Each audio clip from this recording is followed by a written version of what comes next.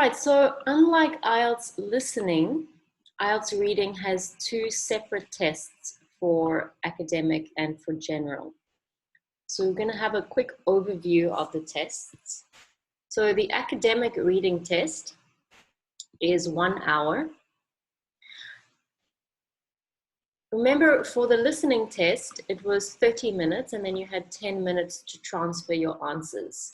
So for the reading test, you don't have this time to transfer your answers. So the test is 1 hour, and within that 1 hour, you need to answer the questions and write your answers on the answer sheet. Okay, the best way to do this is to just write your answers on the answer sheet straight away as you're going through the test. It's a bad idea to write all your answers on the question paper and then try and copy your answers onto the answer sheet at the end of the test. The reading test is not very much time, and for a lot of people, they find it difficult to finish the test in 1 hour. So make sure that you have your answers on the answer sheet as you're going through the test. Okay, you don't want to run out of time and then you haven't written any answers on the answer sheet. So it's 1 hour. You have 3 different texts. They're all quite long, and there's a total of 40 questions. So these texts are academic texts. They're also authentic, which means they're real academic texts, okay, from universities, by students, by professors, by people in that field. The texts may have illustrations, things like pictures, diagrams, maybe a graph or something. If the text contains technical terms, a glossary may be provided. So a glossary is where they give you a short little definition of the words. Now sometimes this is at the bottom of the text. Usually that's where it is, okay. Also, the 3 texts are graded from easiest to hardest, which means the first one will be the easiest, the last one will be the hardest. And each text will have 12 to 14 questions, okay. So as I said, we have 1 hour, this is 60 minutes. So you need to divide that time equally to do the 3 texts. So usually that would be 20 minutes for the first one, 20 for the second, 20 for the third. But because the first one is easier than the last one, I always suggest that you spend more time on the first one than the last. So perhaps for the first text, you would spend about 17 minutes. Okay. For the second, you may spend about 20 minutes. And for the third text, reading passage, which is the hardest, you would spend about 23 minutes. Okay. Because the questions here are a little bit more difficult, the vocabulary in the text is a bit more difficult. For the third one, you want to be spending a little bit more time with this. Okay. So I would say not 20 minutes for each, but you would divide it like this. Okay, so please remember to spend a little bit more time on the last text than the first one. Now, what we're going to be practicing during our classes this weekend is the different types of tasks that you get for the academic test. So there are about 9 different types of tasks, and each one is slightly different, and you have to give different answers, and there's different strategies and techniques. So we have multiple choice, which you've seen before. Sometimes you have 1 options from A to D, and you have to choose 1 answer. You may have to choose 2 answers. You may have to choose 3 answers. So there's different types of multiple choice. We also have a question called true, false, not given. So you have to say whether the statement is true, false, not given. If you've done IELTS before and you know what this is, if not, we're going to be practicing it. You have another type of question, which is yes, no, not given. Please remember that these are not the same.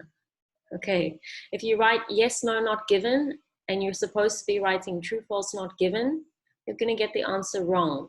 So remember that although it might seem similar, these tasks are very different. So for yes, no, not given, you have to say whether the statement agrees with the claims of the writer. Yes, it agrees, no, it doesn't. Not given means there's no information. We have a matching task. You have to match information to the paragraphs. These are all different. So you have matching headings. We need to match headings to the paragraph. Matching features, where you have a list of statements and you have to either match them to specific people, match them to paragraphs or possible answers.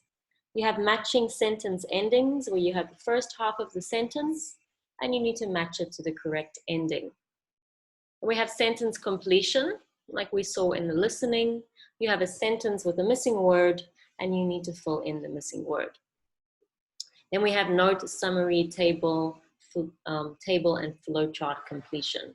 So these are 4 different types of tasks, but they're all very similar and we do them in much the same way, where you get a summary or notes or flowchart from the text and you need to fill in the suitable words. For these 2 types of tasks, when you need to fill in a word, remember that there's a word count, okay? So it'll say something like no more than 2 words, no more than 1 word and a number. So remember that you have to stick to that word count. All right, so these are the different types of tasks. Maybe you've done some of them before. If you haven't, we're going to go through most of them. All right, so that's writing. So we're going to move on quickly. I know some of you are doing the general test. So let's quickly have a look at the general test. So it is also 1 hour. There are also 3 different sections and 40 questions in total. The difference is that these texts are about general topics or they're related to work. Okay.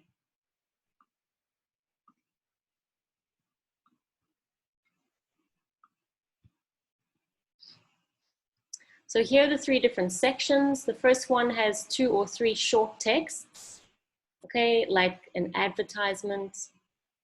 The second one has 2 texts that are related to the workplace. So this may be something like information for staff. And the third one will be 1 long discursive text. So this is what we call a discursive essay. The types of tasks are very similar. Okay, multiple choice, true, false, not given, yes, no, not giving, matching information, matching headings, matching features, matching sentence endings, sentence completion, and the note and table completions. There are 2 other types of tasks that we get here, which is labeling a diagram. We have a diagram, you have to match a suitable word. This is similar to the listening, and a short answer task, where you have a short answer and you need to find the answer in the text. So these 2 we did in listening as well. So the same as listening, each correct answer is worth 1 mark. So let's quickly have a look at the band score. So it's slightly different from general to academic. So you need to work out your score out of 40. Let's say you get 30 or 31 out of 40. So this is now a band 6. If you get 31 or 32 for the academic, this is a band 7. So the band scores are worked out slightly differently. I'll post this on the LMS so that you can have a look. When you do your practice test, you should always work out what your score is out of 40 and then check your band score. Know what your band score, what you need. So if you know that you need a 6.5, you should always be aiming for this score, or this one if you need the academic test. Okay, so about 50% would be 20 out of 40. So for general, that's a band 5. For academic, that's a band 5.5. That's if you get half of all the answers right. So you need to know what you're aiming for. Before we start with the worksheets, the reading can be quite difficult for some people because there's a lot to read and it's generally a short amount of time. So there's some skills that we're going to practice that will help you to read quickly. So that's one of the biggest tips I can give you, is you need to just practice learning the skills that will help you to read quickly and find answers quickly. But another thing that you need in order to do well for the IELTS reading is you need to have a wide range of vocabulary. In order to answer the questions and to find the paraphrases correctly, to find the correct answers, to understand the text, you have to have a very wide range of vocabulary. So the best way to do this and to improve your range of vocabulary is to read a lot in English. So what I want to encourage you to do from now until the time that you write your IELTS test, try to read a little bit in English every day. This is not just doing practice tests. So what I'm going to do is I'm going to post this on the LMS for you. So here is a list of links where you can find things to read on English online. So we have British Council website, National Geographic's, History Today, BBC Culture. Obviously, there's a lot more, but these are just easy websites to go to find interesting articles to read on different topics. So I want you to try, just spend a little bit of time, 15 minutes or more, reading something in English every day. Not just IELTS, but you could read articles online, you can read news websites, you can read magazines, newspapers online. If you have a novel, a book that you read in English, then that's fine as well. I just want you to read something. This is the best way to improve your vocabulary.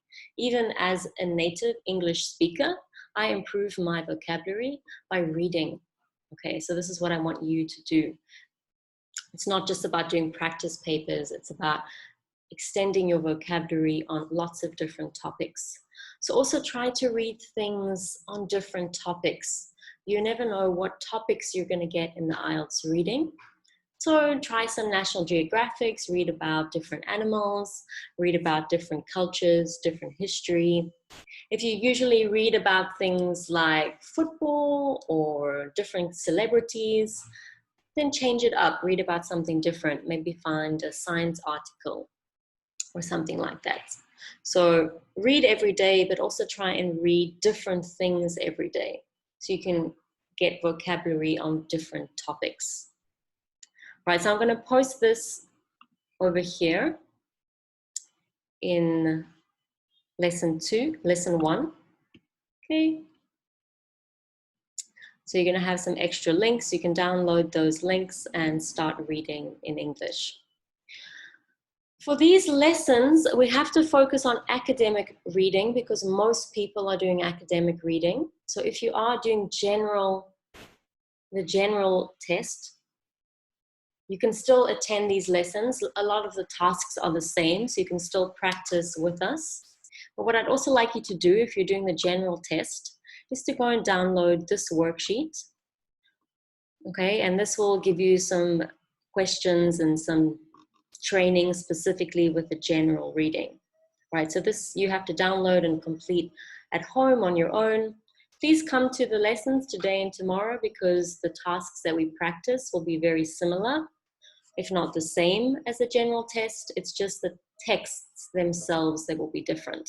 Okay, so if you're doing the general test, please go and download this and complete this on your own during the week.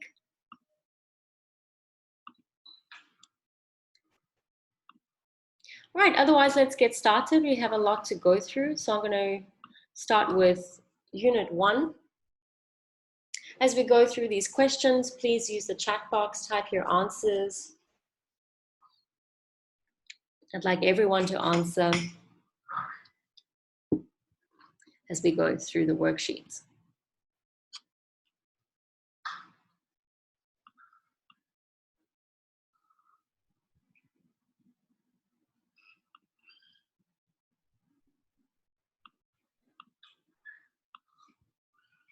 All right, so before we start, I said that the test is 1 hour, and for some people that can be difficult. So we need to learn time management. So being able to answer all the questions on time and make sure that we finish. And we also need to learn how to find answers quickly in a text. So there are different skills we can learn for reading. And we say that there are 3 ways to learn a text. 2 skills we can learn for reading the text are reading it quickly, and then 1 is reading it in a bit more detail.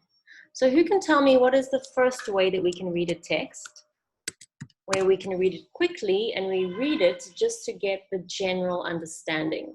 Does anyone know what we call this reading skill? Great, skimming. Okay. So skim or skimming.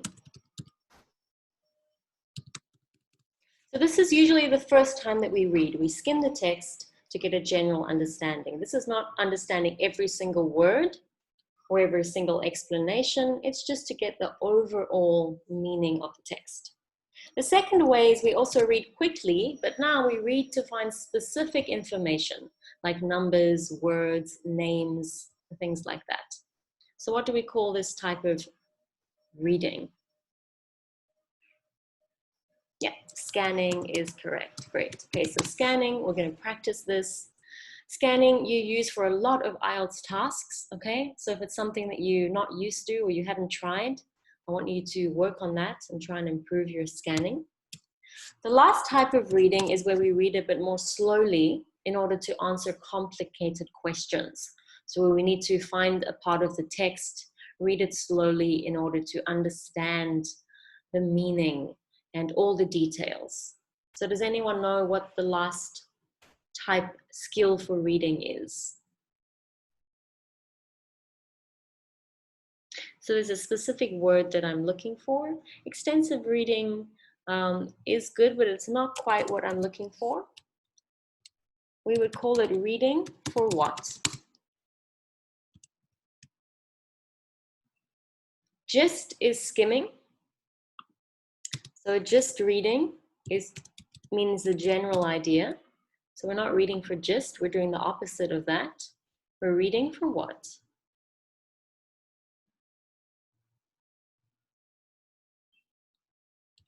Right, so it's called reading for detail. Great, thank you. Let's sit in. Okay. Detail means we need to now understand all the details of the text. We're not looking just for specific words. So this would be specific details,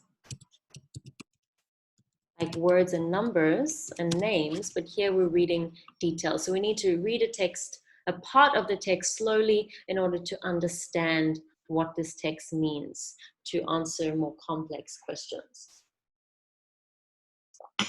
Okay, so these are the 3 different skills that we're going to be practicing. You could quickly write them down if you don't know what these are. So these are skills. The first 2 are to help you find answers quickly, and we use them for time management. The third skill, remember, we don't read every single passage for detail. For every question, we're going to learn what questions we need this skill for. Okay, so you can quickly write those down. The next thing we're going to have a look at is the features of the reading passage. And here's a list of different features. So these are the things that you'll see when you look at the reading passage.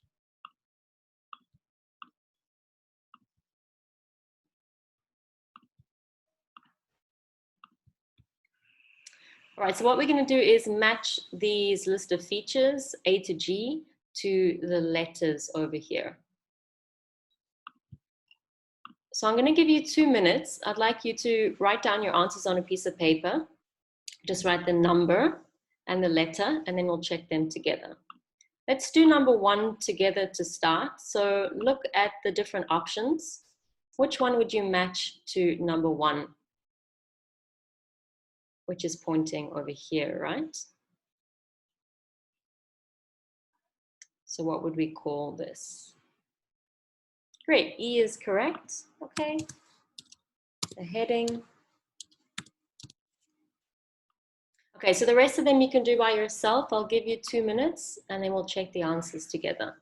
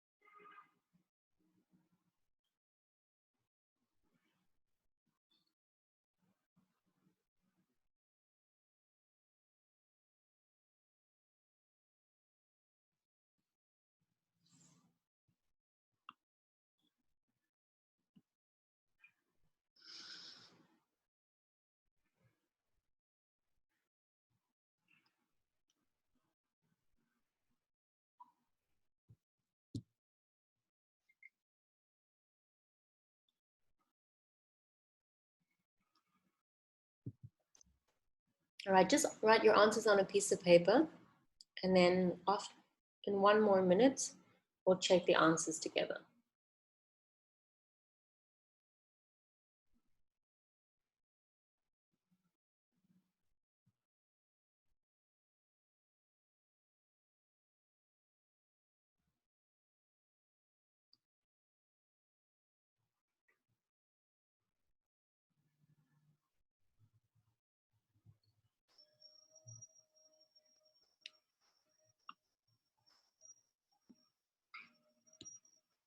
All right, let's have a look.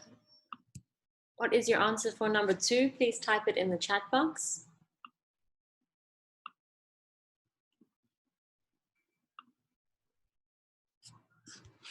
Okay, grade B is correct. So subheading number 3.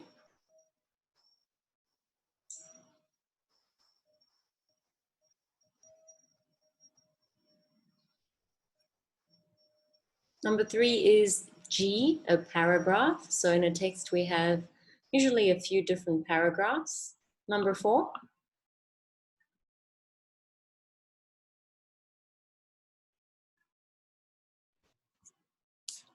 D is correct. An illustration. Illustration is just another word for picture. Number 5.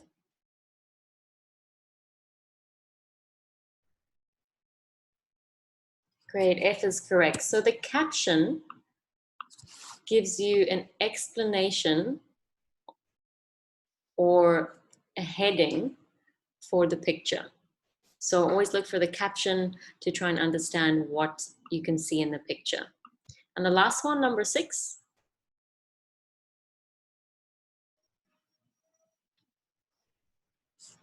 A is correct. So A is a footnote. If you've never heard this before, then you should write it down.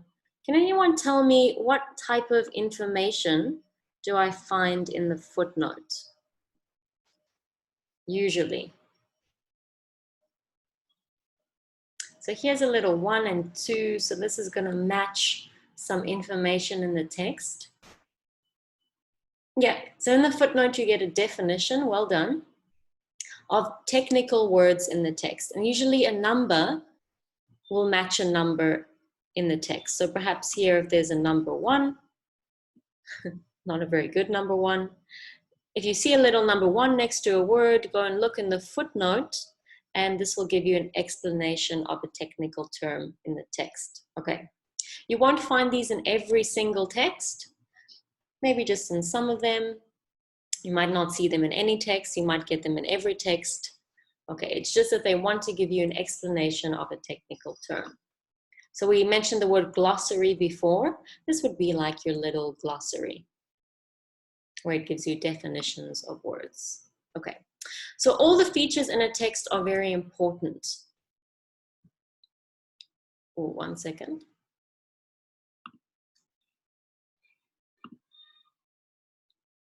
What we're going to have a look at first is the heading and subheading. So the heading and subheadings are really important because they give you context to the passage. So before you even start reading or answering the questions, you can have a look at these headings and subheadings, and this will tell you what the rest of the text is about. So you should study these first so that before you start reading, you have an idea of what you're going to be reading about.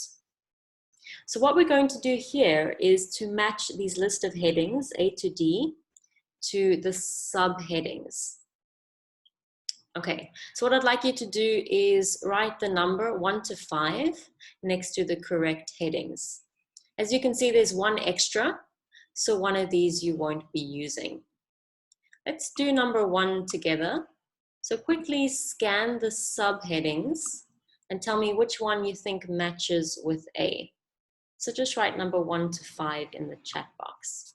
What you're looking for is some kinds of synonyms, to see if you can find any synonyms or paraphrases of these words in the heading. Okay, so we're doing A together. So type the number. Which number do you think matches with A in the chat box? So this is the heading. We want to look for the subheading. The subheading gives you a little bit more information about the passage. So look for some kind of word that's a synonym for lakes or glacial, if you know what that means. A glacier is a large piece of ice, so glacial lakes would usually be somewhere colder. Okay, so some of you have got it. The answer is 2. Well done. So if we have a look at number 2, we can see for lakes, the paraphrase is bodies of water. Also, the word alpine is usually quite high up, so the paraphrase for that is high altitude. All right, so this is the heading. This gives us a bit more information. I'd like you to do B, C, and D by yourself. I'll give you 2 minutes. Just write the answers on a piece of paper. We'll check them together.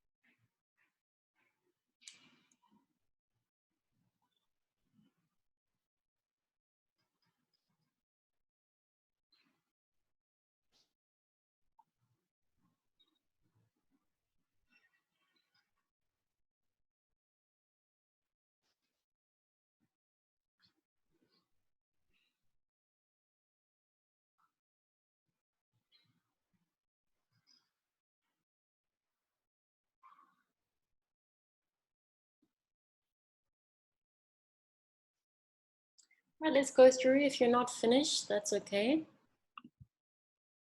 B is clean dream. So which subheading matches with number 2? So again, you're trying to look for any paraphrases that you can find. If you haven't found it, quickly scan the subheadings. Remember, you're typing a number now. So some of you are writing A, which doesn't make sense. We're looking for which one of these, 1 to 5, matches with B, clean dream. Right, so number 5 is correct. And if we quickly have a look at some synonyms,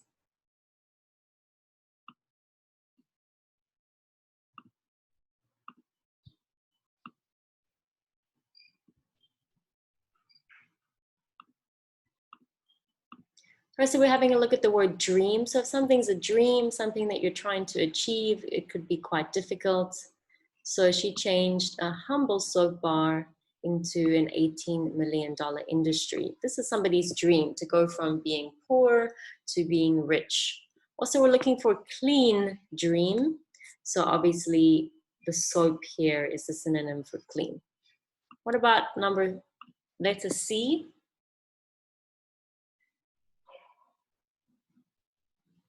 So you're writing down the number that matches.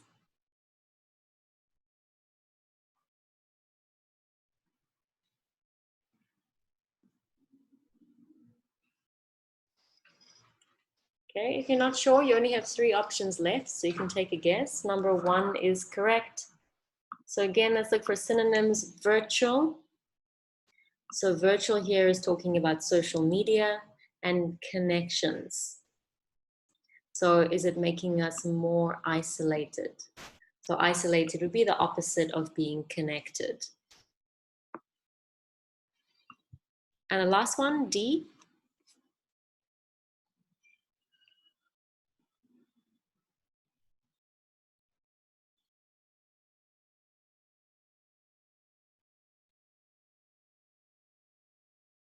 All right, you only have two options left, number 3 and 4. So take a guess between those two. If you haven't written an answer already. All right, 3 is correct. And the synonyms we can find is creating young scientists. So here we have the role of science, and it says in high school. And creating would be expanding the role. All right, so the reason that these are important to read first and to read carefully is because you can understand the context a little bit better. What is the rest of the information in the passage going to be about? So the context can help you predict the type of information that's in the reading passage. So the next thing we're going to do is we're going to match the type of information to the headings. So for each of these, 1 to 6, we need to match them to match the correct heading. So for each of these, I want you to either write A, B, C, or D. So which heading matches this information? To find the answer, you'll also need to read the subheading as well. So let's do number 1 together. So I'd like you to read number 1 and then decide which of these headings, A, B, C, or D, matches with number 1. Remember to read the subheading as well. So read number 1 and then type your answer A, B, C, or D in the chat box.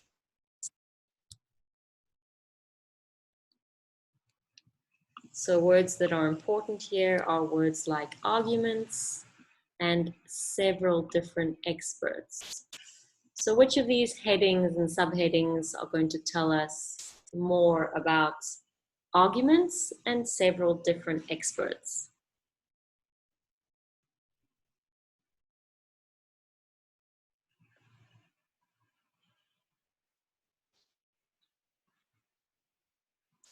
Okay, so quickly find some information in the subheadings that tells us that it's an argument. If we're arguing, it means we do not agree. And we need to find some information in the subheadings that tells us about that there are several different experts. So you may, for experts, be looking for a word like scientist or specialist, researcher. They may have the scientists' names. And then once you find the information here, you can see which heading it matches to. So a couple of you have said C, so that's correct.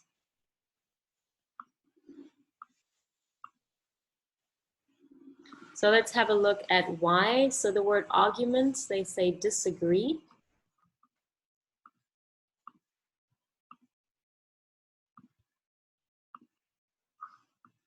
And several different experts would just be the word researcher. It's a plural here.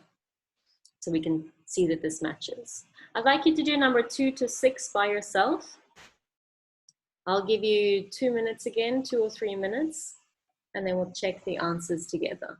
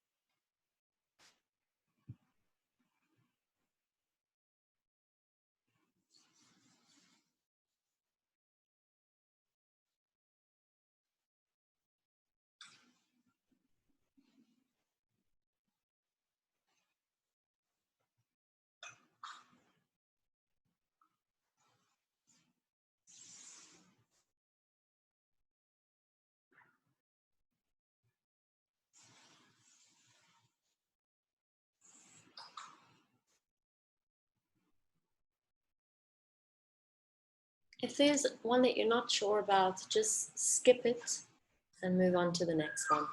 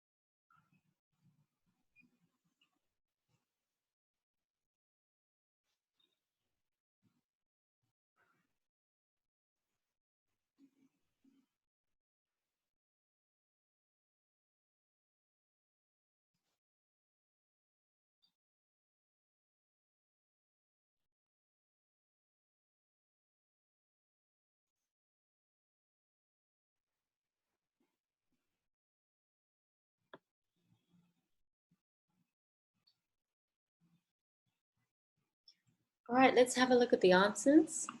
So please type your answer for number 2, A, B, C, or D.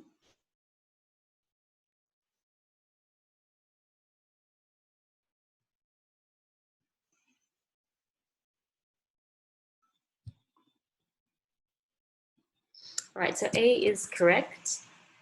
Please can you type in the chat box, which is the synonym for mountainous area?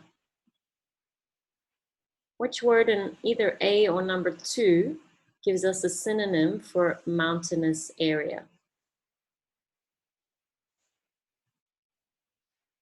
Okay, lakes is not a synonym, it's something different to a mountain. Yeah, the word alpine. So alpine is mountains and they're in high altitude areas. Number 3.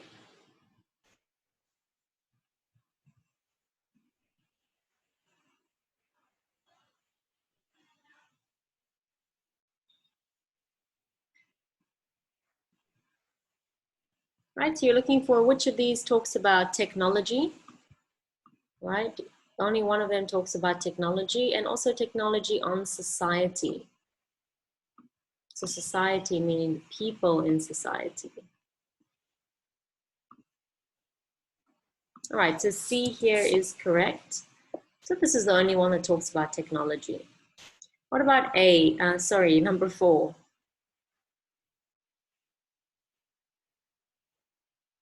So we're looking for something that mentions weather patterns. Right, and again, there's only one that really talks about weather patterns, and A is correct. Which word tells us that it's about weather patterns in A or number 2? Yeah, the word climate change. Climate change talks about how weather patterns are changing. Number 4, number 5.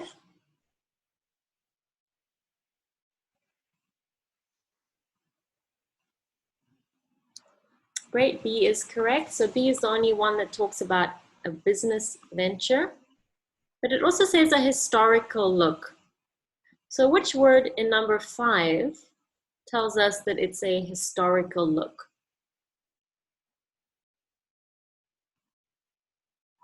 Great, the 19th century. So this is obviously not now, but in history. And the last one, number 6.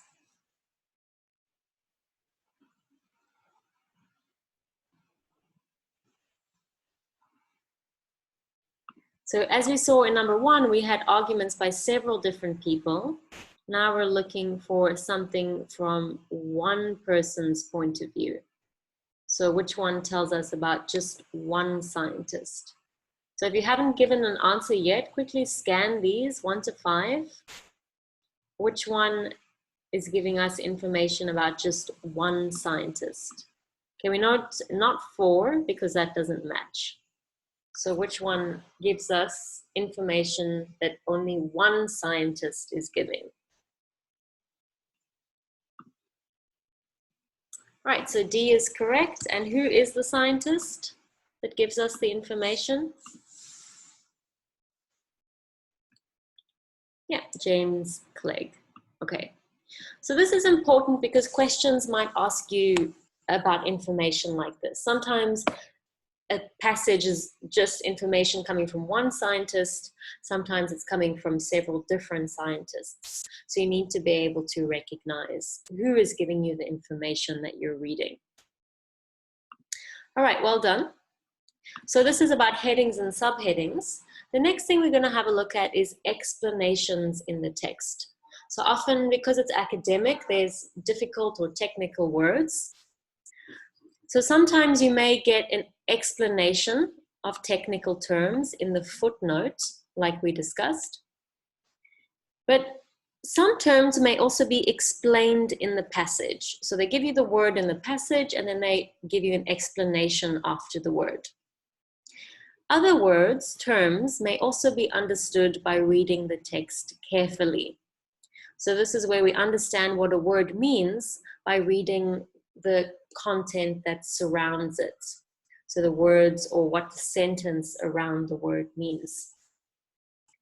So we're going to have a look at these 5 technical terms that were in the passage that we looked at in the beginning, and we're going to try and match them to their definition.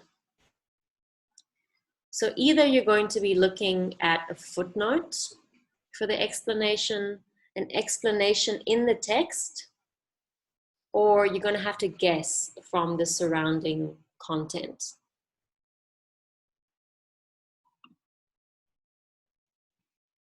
So let's have a look at these words and the passage together.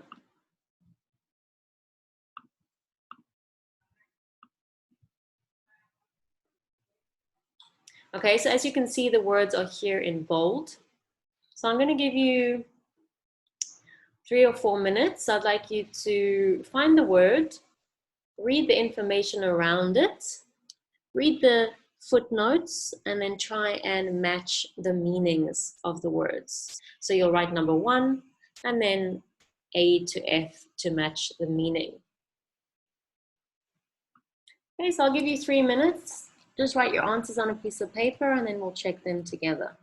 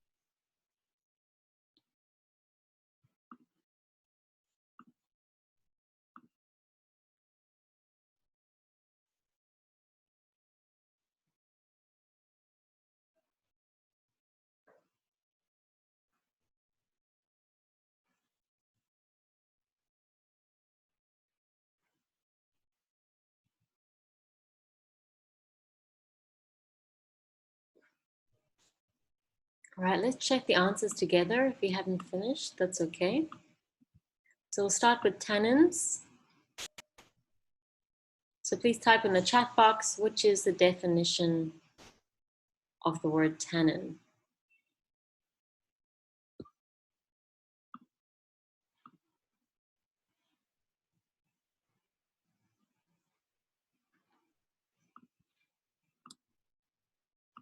Okay, great. So B is correct, a chemical found in plants.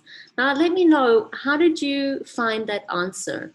Did you find it in the footnote, an explanation that came after the word, or did you have to guess it from the surrounding text? So just type A, B, or C.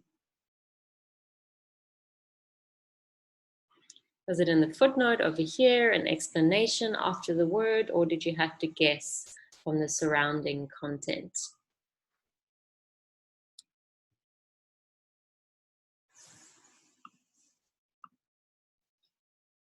All right, so the information for a tannin wasn't in the footnote, but it gave you an explanation. It said tannins, and then they said which are plant-based chemicals. Okay, let's go for the next word, astringent. Please write the letter in the chat box.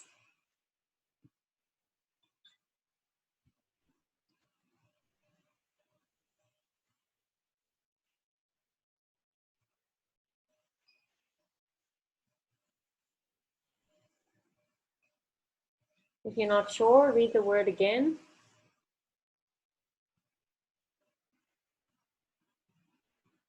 Okay, A is correct. So again, how did we find the meaning of the word? In the footnotes, an explanation, or did we guess? So type A, B, or C.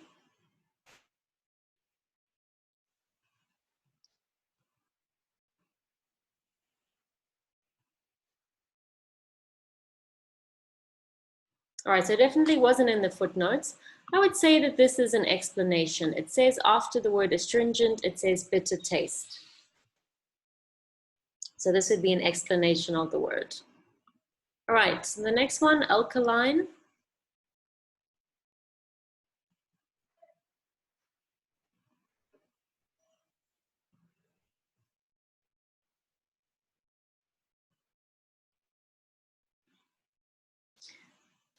So if you haven't got an answer already, read the sentence that it's in, check the footnotes.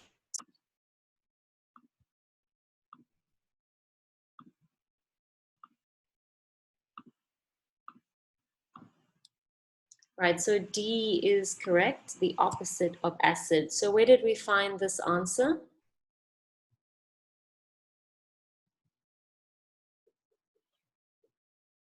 Okay, we didn't have to guess, we just had to look at the footnotes. It has the word alkali here, which we can see matches with alkaline, and it tells us that it's the opposite of acid. Okay. Number 4. All right, everyone should give me an answer now because we only have 2 options left. So what is an oak gall? So again, read the sentence that it's in, check the footnotes.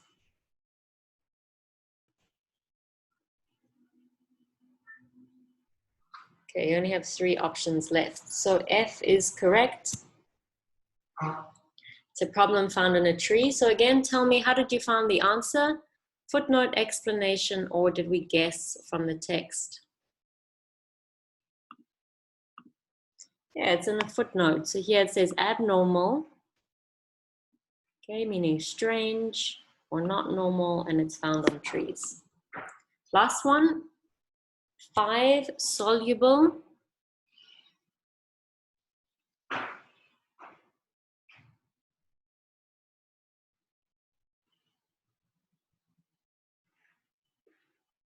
So C is correct. And how did we get this information? A footnote, an explanation, or did we guess from the text?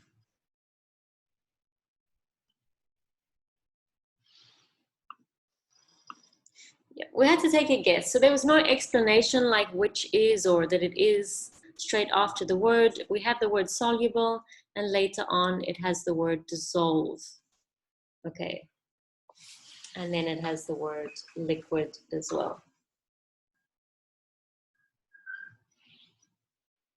Right, so there we can take a guess. So there's different ways of figuring out the meaning for a word. Check the footnote or the glossary.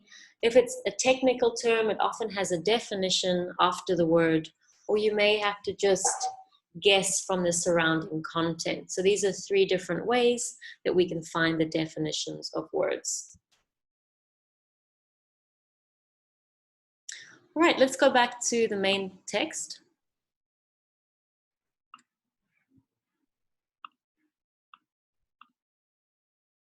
Okay, so earlier on we spoke about skimming, and this is a type of speed reading. So we read the passage quickly, okay, meaning we don't concentrate on the meaning of every single word. We just look at the general meaning. So we concentrate on words like nouns and verbs. So we do this in order to find the main point. So we're not reading for detail. We're just reading to get the general meaning, and also skimming will give us a general idea of how the information is organized. So what information is in the first paragraph, what information is at the end. So this can help you to locate information easily more later on. So if the question asks you about the diets of children, for example, you may find that answer in A. So you should be able to read 100 words in about 30 seconds. So we're going to practice that now. We have this text, all right, and it's about 400 words, so 100 words in each paragraph. We're going to practice skim reading. So you're going to try and read each paragraph in 30 seconds. So that would be 2 minutes in total. So I'm going to time you. When 30 seconds is up, I'm going to say next, and then I want you to move on to the next paragraph. Even if you're not finished with the first one, move on to the next paragraph when I say next. Okay, so you're going to try read each one in 30 seconds. Remember, you're not reading every single word. If there's a word you don't understand, you just move on and carry on reading. Okay, so we're going to start in 3, 2, 1. Remember, when I say next, move to the next paragraph. Okay, you can start reading A now.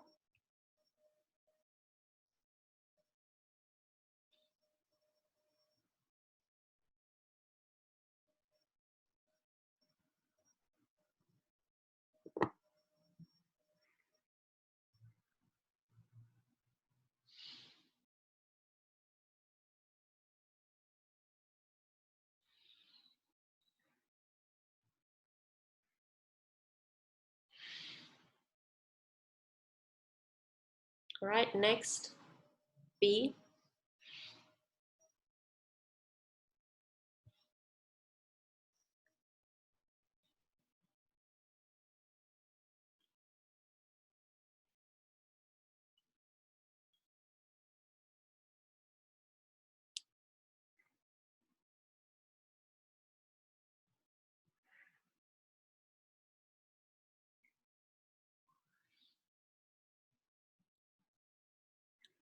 Next, C.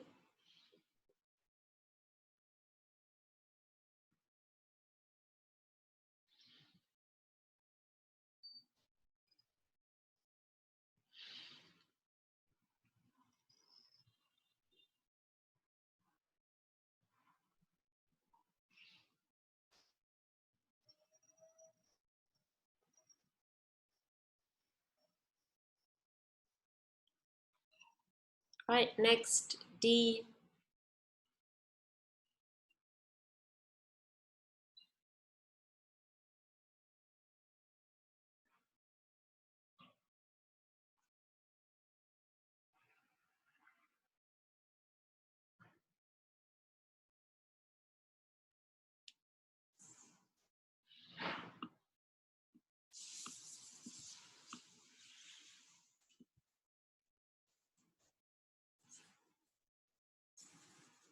All right, please stop reading. All right, so please let me know in the chat box, type yes or no. Were you able to read everything in 2 minutes? Okay, just type yes or no in the chat box. Could you read each paragraph in 30 seconds? Was it too fast for you? Yeah, it looks like most people have said yes so far, which is great. If your answer is no, that's all right. It just means that you need to practice reading quickly. So if you are not able to finish this in 2 minutes, then that's something you can practice. So if the passage is 100 words, it should take you 1 minute, 200 words, 2 minutes, and so on. So for example, when you're practicing reading, you can time yourself and try and improve your speed reading. It's really important for IELTS. If you can't read a text quickly, you may not finish in time. So if this was difficult for you, then please practice speed reading. Okay, we're going to be doing it again in the course, but I'd like you to practice on your own as well. Okay, so we said that skim reading can help you locate where information is. So let's have a look here. So where could you find a comparison of children now and in the past?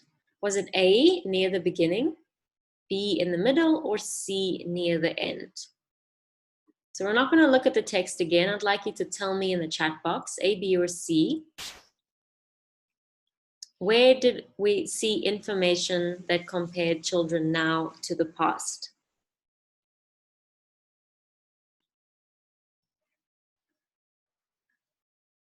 Was this information in the beginning, in the middle, or near the end? So this was B, in the middle. So there were 4 paragraphs, so it was probably in paragraph B and C.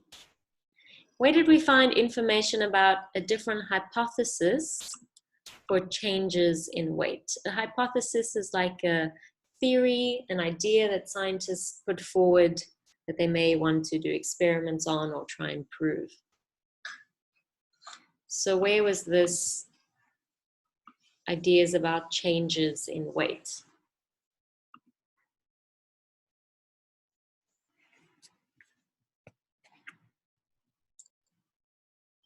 So this was C, near the end. Okay, so different hypotheses. So here they would give the different theories or the different ideas for why they thought there were changes in weight. And this was near the end. The last one, where did they find factors, so different things or reasons that brought about the changes in diet? So where did we find this information? The beginning, the middle, or the end? If you're typing D, then that's not here, right? We need to know if it's in the middle, in the beginning, A, in the middle, B, or near the end, C. So there's no D option here. All right, so A is correct. We find this near the beginning. Okay, so this would have been in paragraph A, for example, that we looked in before. So the skim read gives you an idea of where the information is. Then when we get a question that asks us about changes in diet, we don't have to read the whole article. We can just go to A. Or if the question asks us about comparisons between children now and in the past, we can go look at the middle paragraphs. We don't have to read the beginning paragraph again. So this is one way that you can answer your questions more quickly. You don't have to read the whole passage for every single question. You need to just try and go to the correct part of the passage to find the answer.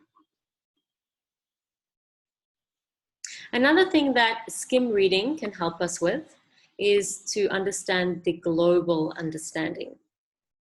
So this means the main idea of the passage. So sometimes a question you may be asked a question that focuses on the whole reading passage.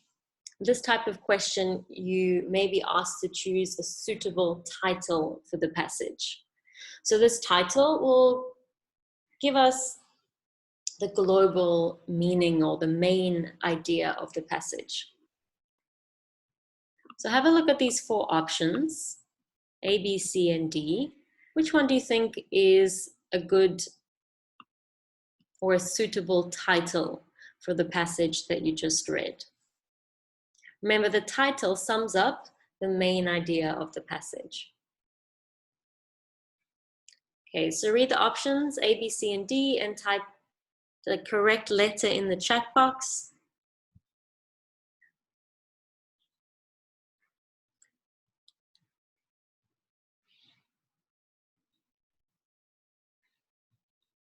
So which of these would be a suitable title? We're not going to read it again. I'd like you to just try and remember from your skim read what is the main point, and then type A, B, C, or D in the chat box.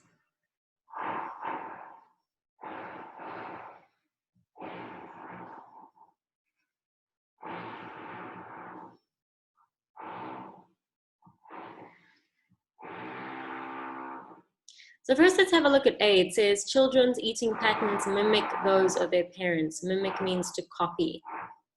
So what do we think? Do we think A is correct, yes or no? Is there information about copying the eating patterns of their parents?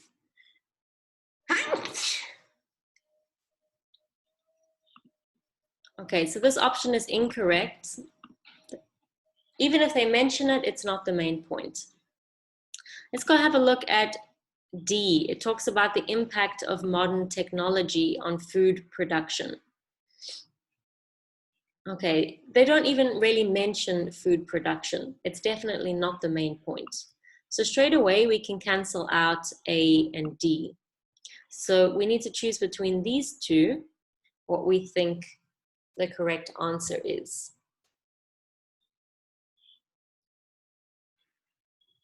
And the main point that they're making here is B.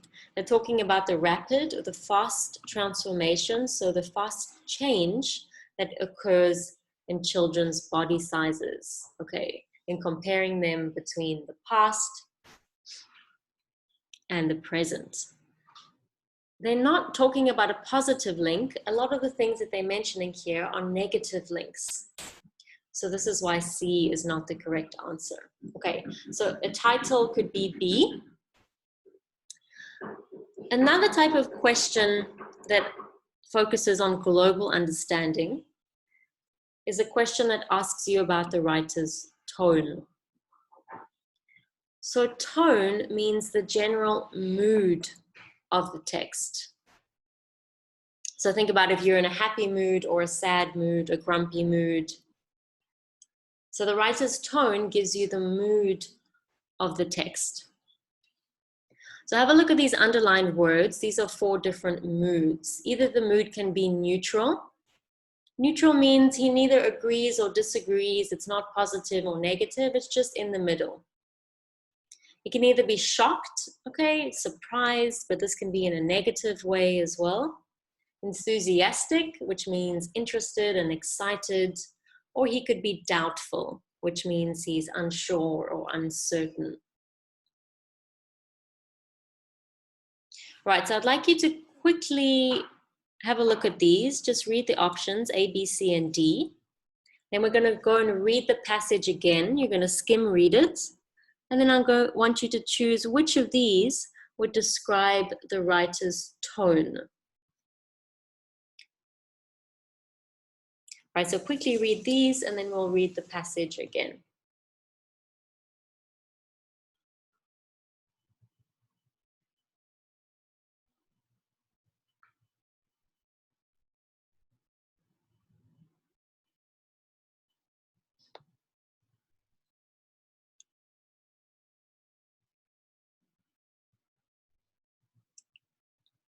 All right, so let's go back, read the passage, think about what his tone is. I'll give you 2 minutes to read it again.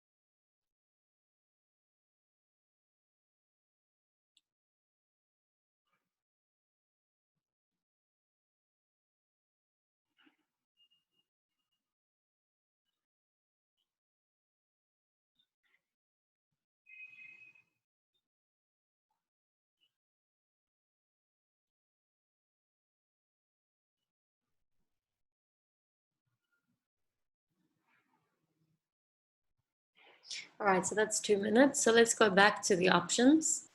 So please type in the chat box, A, B, C, or D, which one of these describes the writer's tone? Take a guess if you're not sure. Look at these words. Does he sound neutral? Does he sound shocked? Is he enthusiastic? Is he doubtful?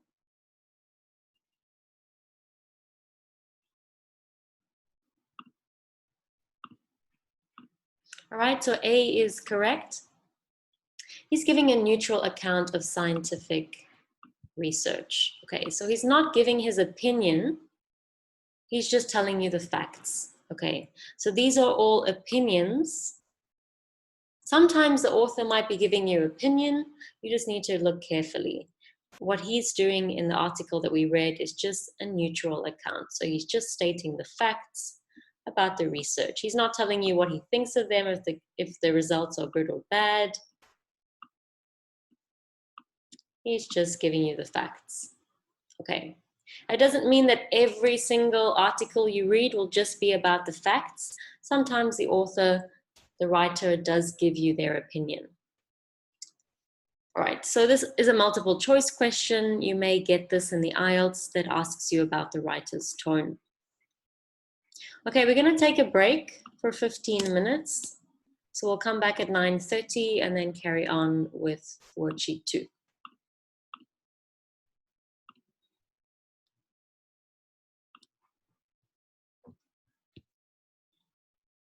Okay, so I'll see you in 15 minutes.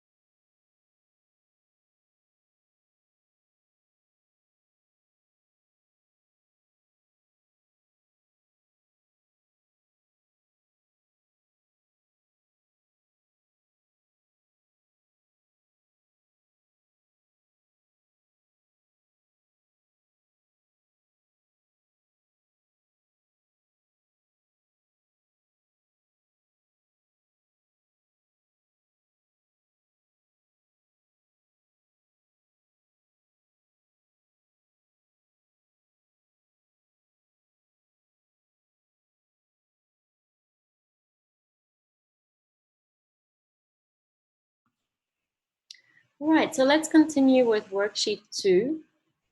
I'm going to share my screen with you again.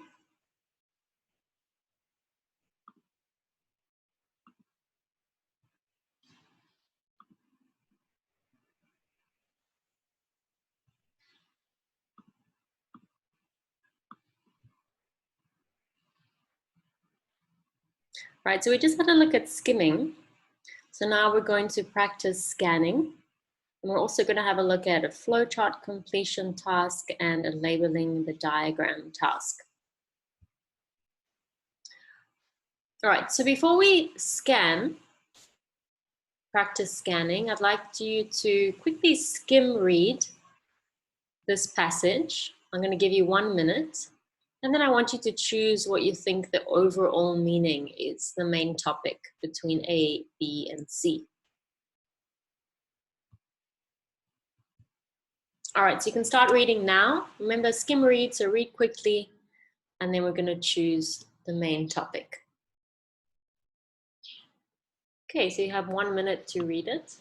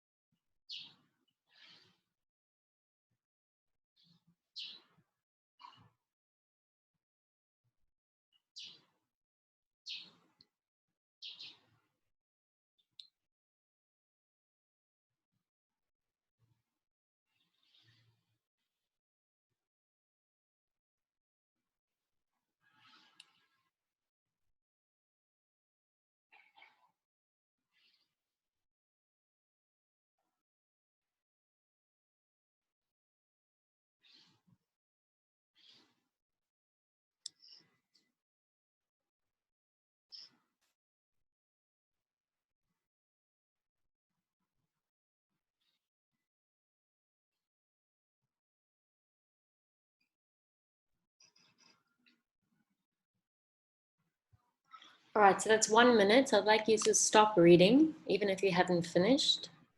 Have a look at these options, A, B, and C. I'd like you to type in the chat box, which one of these do you think is the main topic of the passage that you just read?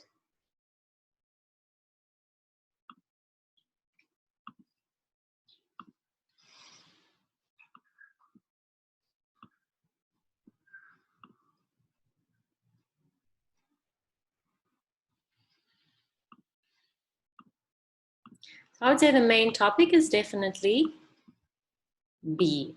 Okay. The other things are mentioned. New discoveries in chemistry, well, the discoveries are not new. So if we have a look at the title, it says Ancient Knowledge in Chemistry. And C says how international teams work. They do mention an international team, but it's definitely not the main topic. The main topic is about the ancient objects that they found. All right, so now let's practice some scanning. So scanning is a way of reading quickly, and it involves searching a text quickly for specific pieces of information. So these could be things like years, numbers, dates, specific words. You may have to look for a specific name. So what we're going to do is I'd like you to scan. So read this article quickly again and try and find these specific words. So you don't even need to read to understand anything. You're just looking at the words and trying to find these specific pieces of information. So I'm going to give you 1 minute again. I'd like you to try and find all of these words and numbers. Some of them you might see more than once. Okay, so once you've found it, then just move on and try and find the next one. Okay, so I'm going to give you 1 minute. You can start looking for these words and numbers now.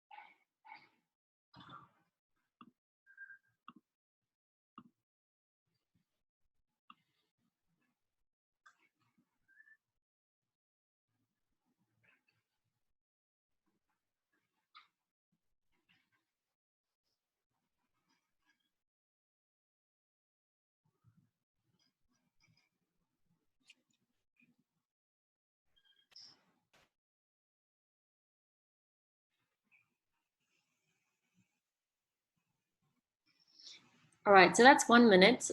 Please type yes or no in the chat box. Did you find all of these words and numbers?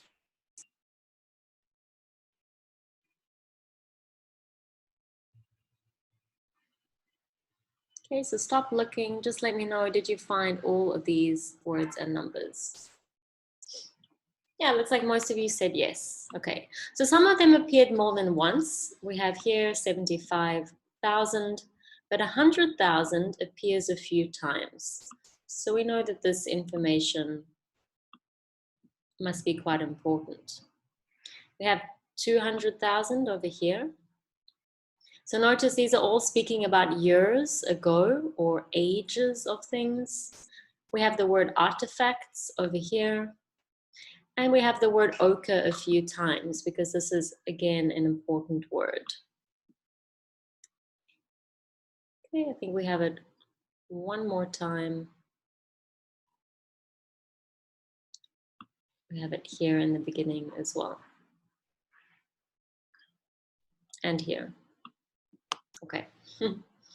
So for example, how this can help us is if a question is asking us about the age of something, we may need to scan, look for numbers that talk about age. If they're asking about the word artifacts in the question, we can quickly scan. We know the word artifacts is over here. And we know that our answer is not here. It must be somewhere in the first paragraph. Again, if they're speaking about ochre, our answer is not here. It's going to either be here or over here.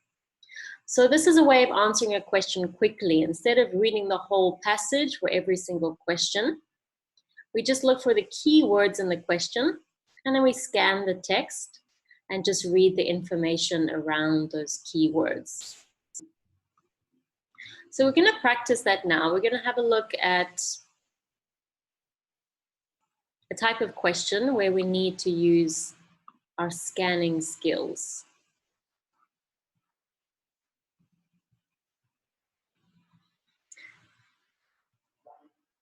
All right, so we're going to have a look at a short answer question. For a short answer question, you have a question like this, and then you need to write an answer from the passage. For these, you always have what we call a word limit or a word count. So in this case, this is our word count. You must write no more than 2 words and or a number. So we practice this in listening as well, but let's quickly have a look at what that means. All right, so if you're writing 2 words and or a number, this means you can either write 1 word and a number, 2 words, or 2 words and a number. If you write 3 words, the answer is going to be wrong. So remember that. Even if a number is written as a word, it counts as a number, like 25 trees. This is 1 number, 25, and 1 word. This is not 3 words. Okay. You don't need to write full sentences or join words together. Right? For example, you should not be adding words like and. If it says no more than 2 words and they ask for 2 colors, then you just write black, a comma, and then white. We don't write the word and because now this is 3 words. So please remember that you don't need to add them together. You're not writing a sentence. Make sure that you follow this word limit exactly. All right, so our word limit here is no more than 2 words and or a number. So we're doing short answer questions. So these test your ability to find specific information in a passage. So we use scanning. The words in the question can help you to answer the question. So they can help you to locate the relevant part of the passage. Like I said before, we look for the key word like artifacts. Okay, we've scanned, we found the word artifacts. We know that our answer is going to be somewhere in paragraph 1. Okay, so we don't need to read the whole passage. We know that our answer is in paragraph 1. We can also have found out exactly what details we're looking for. So here we need to find the artifacts that they mention, and then the detail that we need to find is which artifact is the oldest. Okay, So here the key words that we need to find in the passage are in bold. So we need to scan and find these words. And then the underlined words are the details that we need to look for. All right, so let's have a look at these questions together with the passage.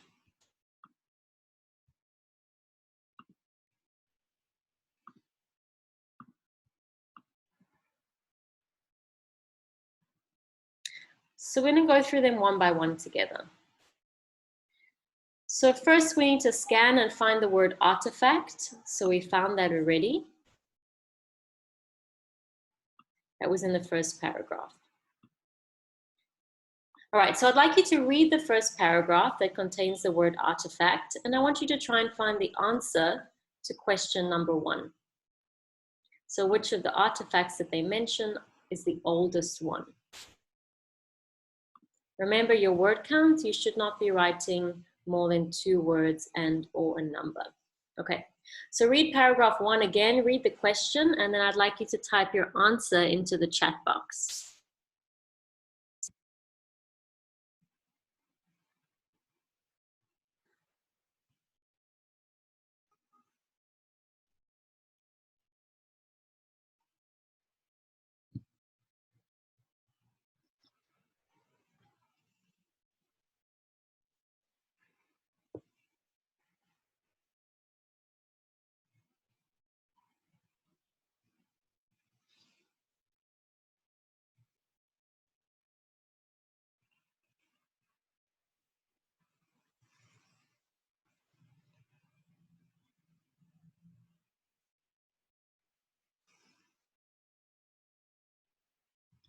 Okay, so please type your answer for number 1 in the chat box.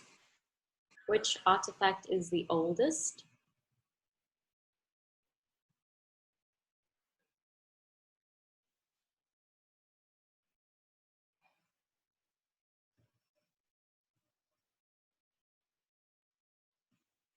Okay, you should only be reading the first paragraph. That's where the answer is.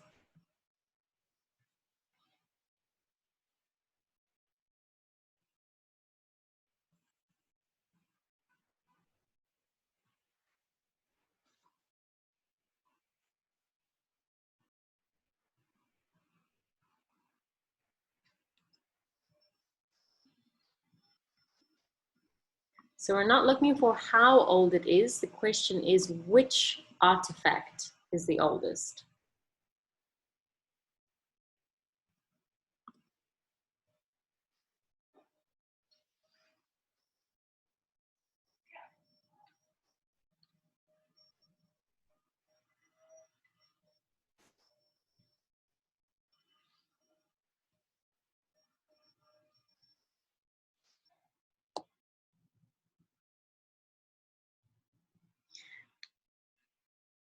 All right, and the answer here is engravings. There's a few different possible answers. You could also say the engravings, or if you wrote ochre engravings, that would also be correct. But if you just wrote engravings, that would be fine as well. Right, and we get the information over here. It says some engravings date back as far as 100,000 years. So this must be the oldest out of these 3 artifacts that they mention. Right, let's move on to question 2. So now the key word we need to find is Hansel wood. So now we need to look further down the passage. We can find the word Hanselwood over here. So we know that our answer must be somewhere in this paragraph. And what we need to find is when the material was originally made. Now don't just look for a number. You need to read the passage carefully. It may contain more than 1 number. So you need to read carefully and decide which one is correct. Okay, so I'll give you a minute, read the passage, read the question again, and then type your answer in the chat box. So we're looking for when the material he found was originally made.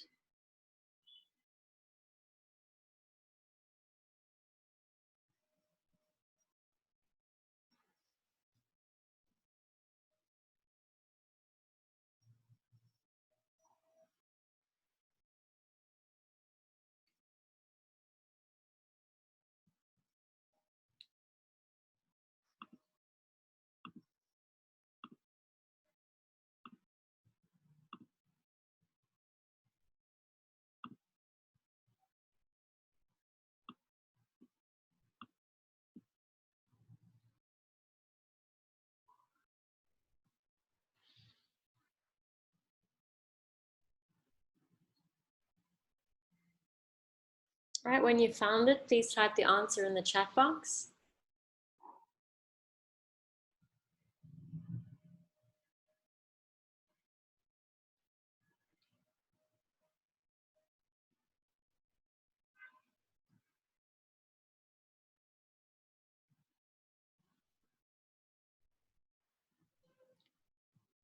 So be careful, what you're looking for is when the material was made.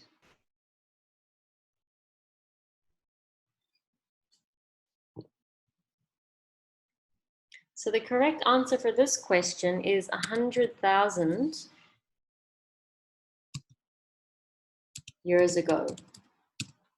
So you need all of this, one number and two words for this answer, because this gives us the time of when it was made. It was made 100,000 years ago. If you just wrote 100,000 years, what does that mean? Okay, it has to have the word ago to be correct.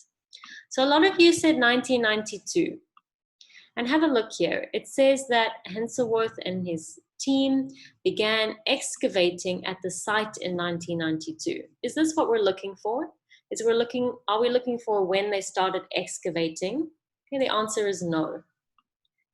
Excavating means digging and searching in the site. What we're looking for is when the material was made. So he found a mixture. So this is what Hensworth found. Right? It was stored in two shells, and it, meaning the mixture, dates back to the Middle Stone Age of 100,000 years ago. So here is our answer. So be careful, just because you're looking for a number doesn't mean you choose the first number that you find. You need to look for what you need to answer the question. All right, so number 3, our keyword is ochre. So we know that we found that over here. So now you can read a little bit further down in this passage to find the answer. So you should be reading from the word ochre to the end of the passage. The details that we need to find are the 2 common materials that the ancient humans used to obtain their ochre. So 2 common gives us a clue here. We're looking for not technical words, but common or ordinary words. So again, I'll give you 1 minute. Read the question, read the passage, this part of the passage, and type your answer in the chat box.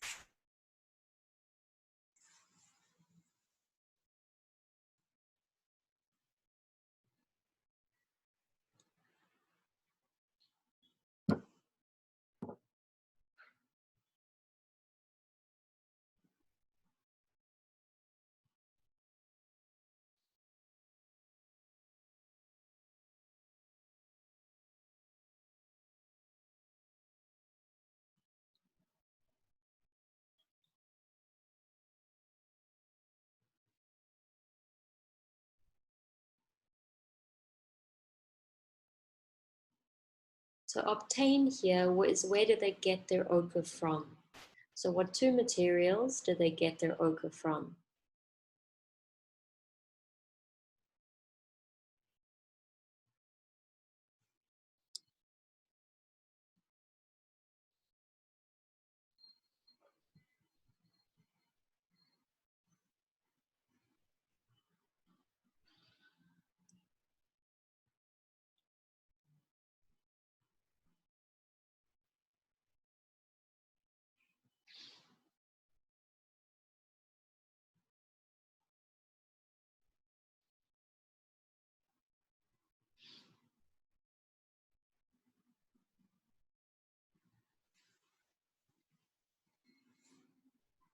All right, please type your answer in the chat box. This question may be a little bit harder. You're just looking for 2 words that tell us where they got the ochre from. If you're not sure, have a look at this sentence.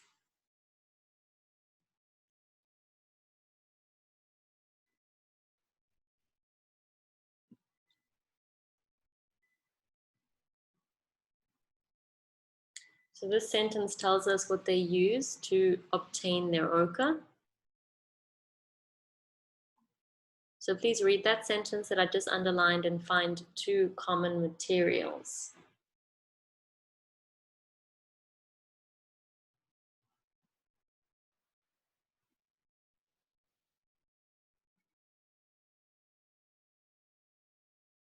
Read the sentence carefully. Ochre is a term used to describe a piece of rock containing red or yellow oxide or hydroxides of iron. So, well, where do they get the ochre from? What is the ochre inside?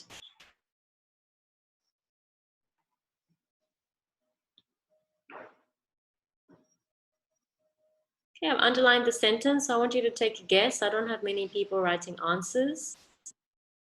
You need to try guess from the information if you're not sure. Remember, it says common materials. So it's not technical words that we're looking for.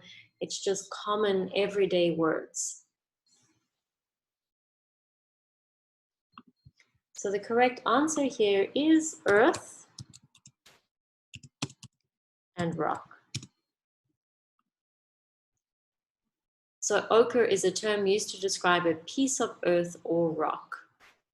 So that's what ochre is. Inside the rock or earth is this yellow oxide or hydroxide from iron. This turns the rock into a certain color, like a yellow color, and this is what they get the ochre from. So even if you're not 100% sure, you can still guess from the words in the question. So if you just look for two common materials, then here earth or rock are common materials that we need to find. Okay, you're not looking for technical terms like oxides or hydroxides, but just common words. All right, so we scan in order to find the keywords, and then we just read this part of the passage in detail.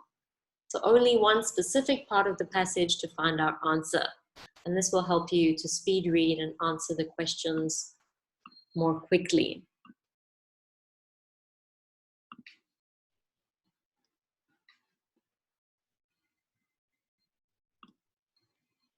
Right, so we're going to move on to a different kind of task. And this is a flowchart completion task.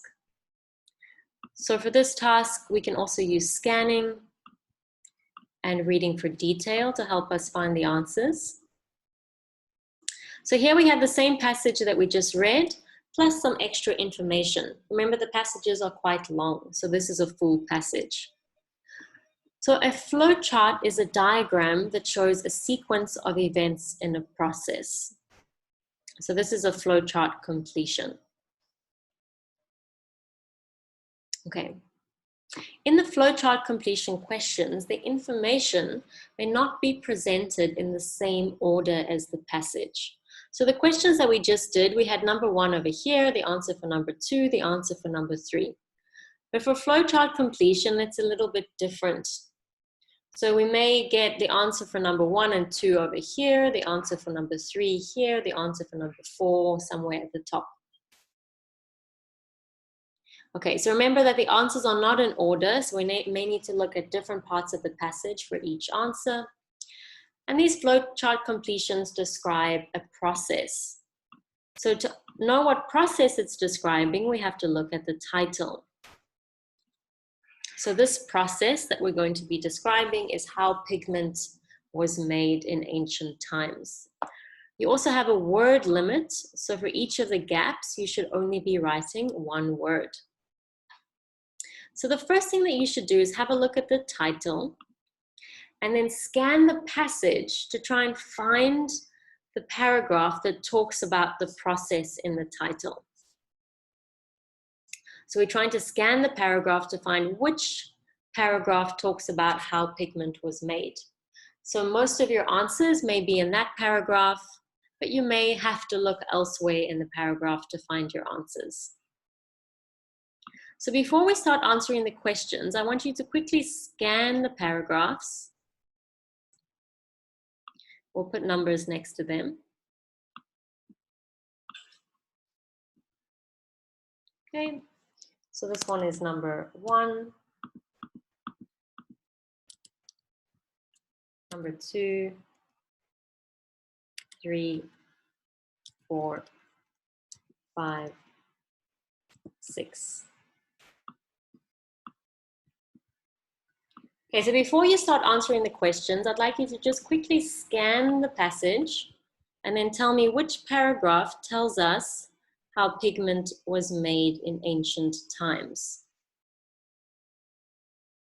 Right, so I'll give you 1 minute. We've read most of this, so you can quickly skim read this and then tell me which paragraph tells us about the process of how pigment was made. So just write the number of the paragraph in the passage. So this is what we've just read. You can skim it again, have a look at these two, and then which passage talks about the process of how pigment was made.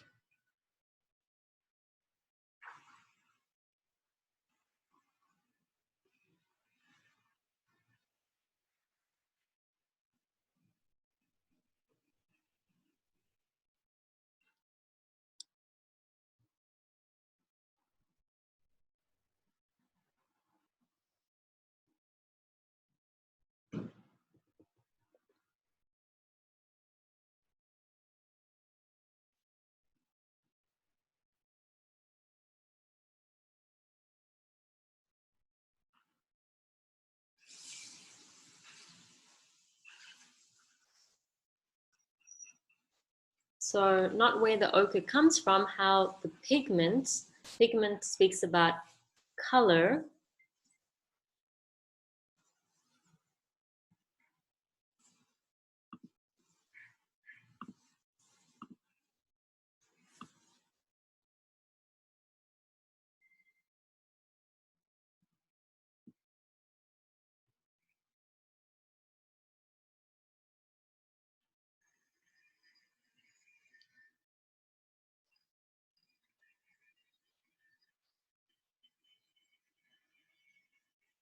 Okay, so it looks like some of you have found it.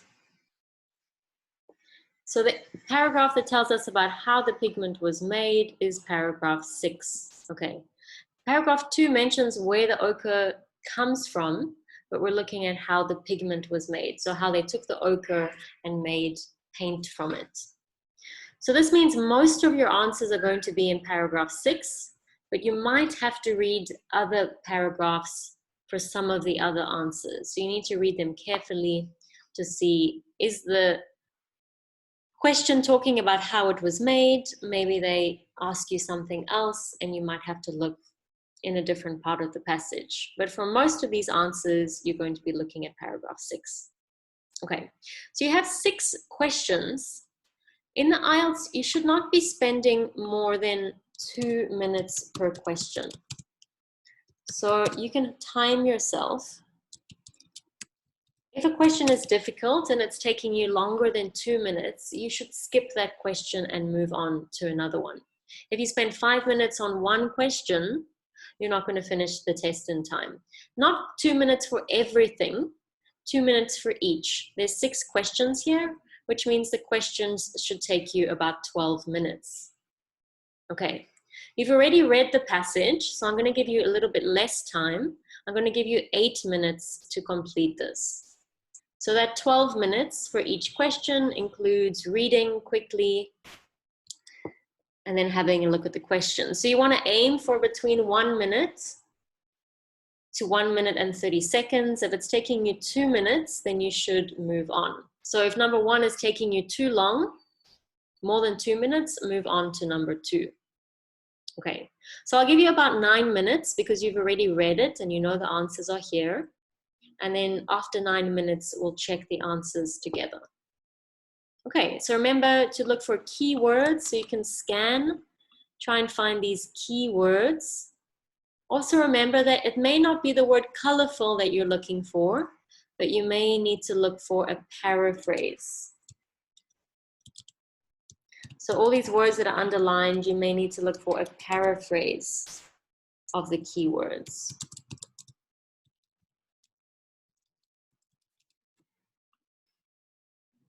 Okay, so you can start now.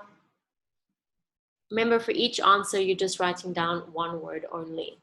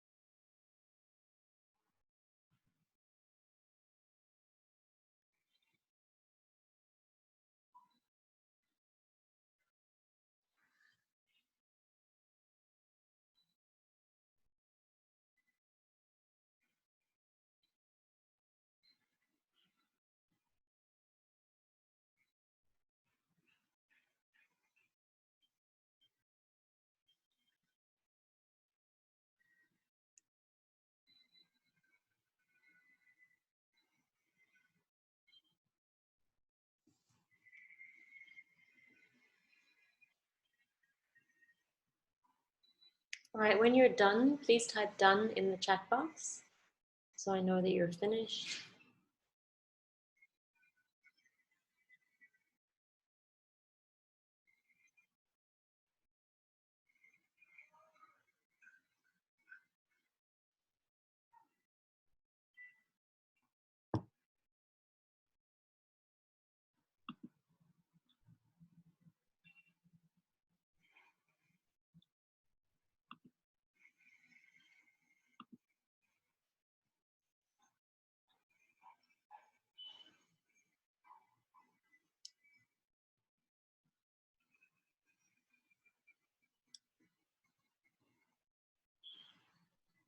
If you're finished, just quickly check your answers again, check your spelling.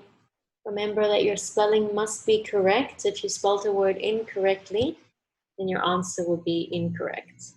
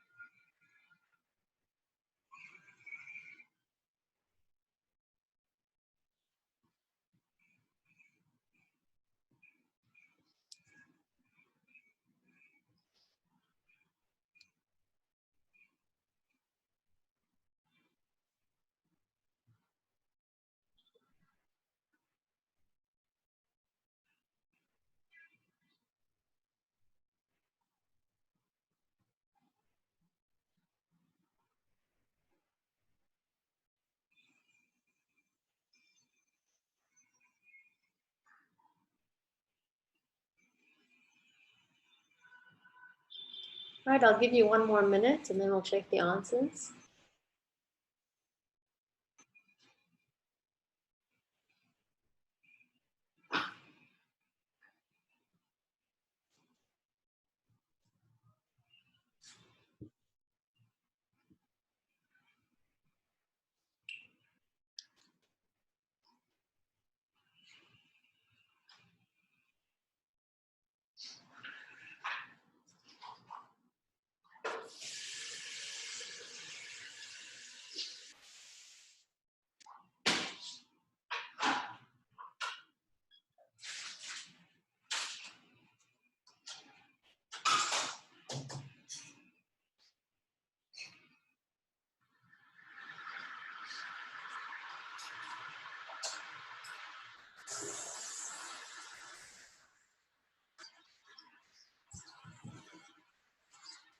All right, so that because we already know that most of the answers are here, that should have been enough time.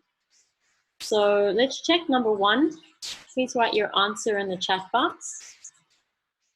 So a colorful something was created by rubbing ochre against pieces of corpse. All right, so we have some keywords here we can look for. We have the word quartz over here. Right, so we know our answer must be somewhere in the sentence.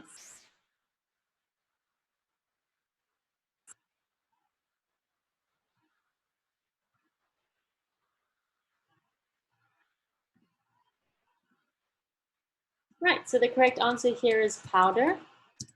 So the powder was created by rubbing the quartz together. And we're looking for the word colorful, so the paraphrase for that is the word red.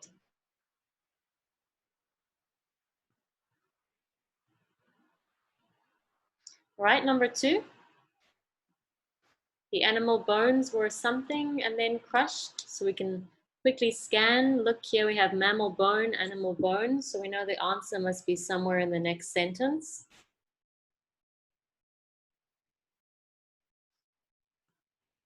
And then it has the word here, and then. So we're looking for what happened before the animal bones were crushed. So here it has the word before being ground. So this is a synonym for and then it was crushed. So what happened before this? Some of you have got the right answers. What happened before it was crushed? This is the paraphrase over here. Just double check, maybe your answer is wrong. I want you to check again in this sentence. So the correct answer here is heated. So it was heated before it was ground. And here we have the word animal bone, and it tells us what happens. Right, now let's have a look at number 3. So now we're looking at the bones and ochre and what happened when they were mixed together. So here we have the word ochre, powder, and bone pieces. We have the word mixed. So what happens next? What do they do next? So we're looking for something that was added.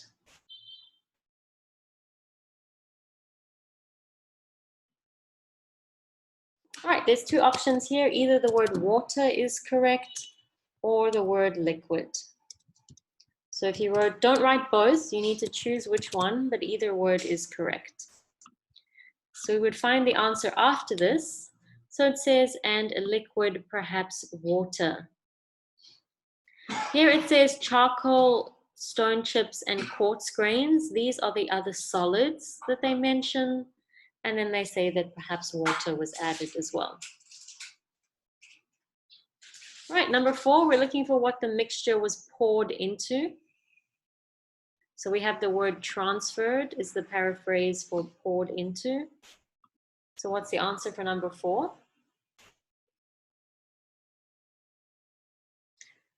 Remember, 1 word only. If you write 2 words, the answer is wrong. So if you haven't given an answer, I want you to read the last sentence here and try and find the word that completes number 4. Remember to copy the word exactly. There's no reason to make spelling mistakes for reading because you're copying the word exactly from the text. So the correct answer here is shells. If you wrote abalone shells, the answer is wrong because it's 2 words. Okay, so now we're at the end of this paragraph. So our answer for number 5 and 6 are not in paragraph 6. So now we need to look for which paragraph contains information about how the final mixture was used. So first tell me which paragraph, number 1 to 6, gives us information about how the final mixture was used. So where did you find your answers for number 5 and 6? Just type the number of the paragraph into the chat box. Which one gives you information about the final mixture and how it was used?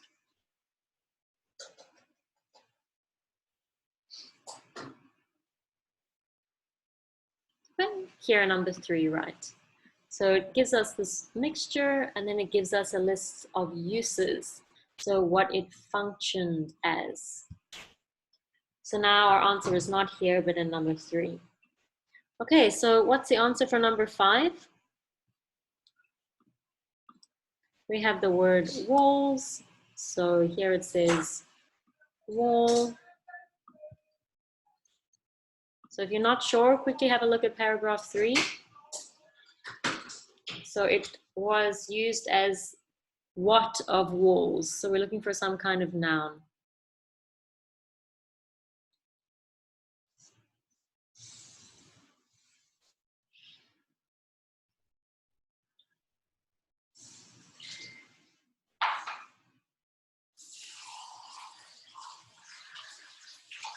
If you're not sure, I've just underlined the word wall. So your answer is going to be somewhere after that. Okay, something of walls. So they're not talking about skin protection yet. The answer here is decoration. Okay, so for those of you who got it, well done. So here it says wall, object, and skin, decoration. Okay, so decoration of walls is the same as wall decoration. The next one, it's underlined the word the body. So now we're looking for something that happens on the body. So what is your answer for number 6? Some type of something for the body. All right, be very careful here that your answer is specific.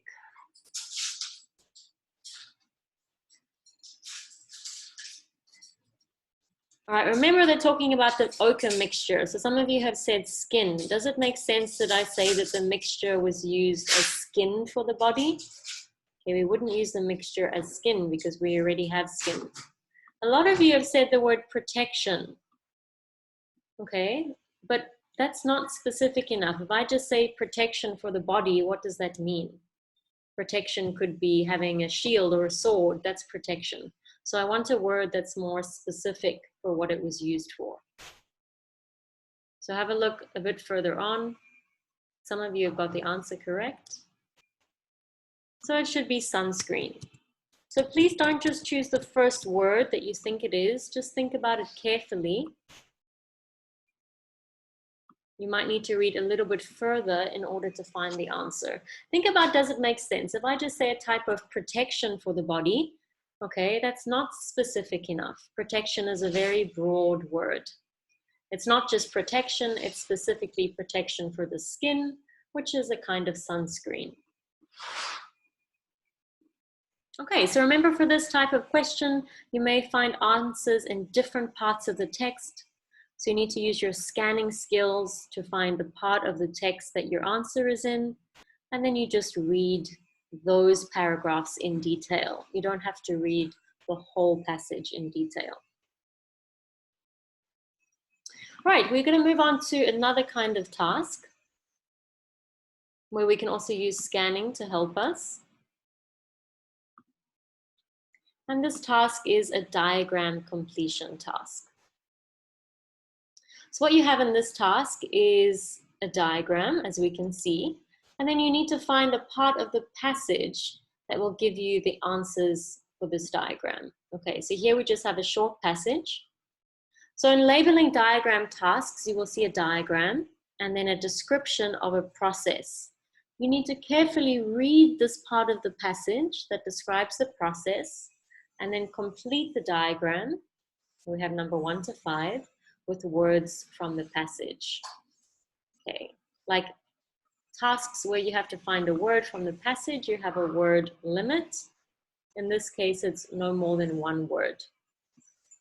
So the first thing you can do is just have a look at the diagram and just think about, what do you think this diagram is of? So usually it will have a heading. Okay. So this is a hydropower plant. So if you quickly look here, it will give you what it's called, and the heading of the passage is the power of water. So this is a hydropower plant. So what do you think this does? We know that it talks about the power of water, and this is called a hydropower plant. So quickly look at the picture and let me know in the chat box, what do you think this diagram is of? What do you think it is showing us? This is a hydropower plant, and it talks about the power of water. So this is water. Here we have some electricity lines at the back. So what do you think this hydropower plant does?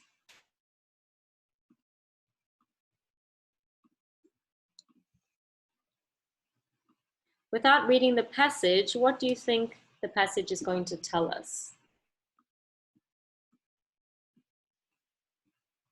Okay, good. Erica's got it. So this is about producing electricity from moving water. So this is a way to produce electricity. So the word power here is meaning electricity. Okay, so without reading, we can take a guess of what the diagram is about. It's about how electricity is created using water, moving water. The next thing we can do after we've studied the diagram is to have a look at all the words on the diagram.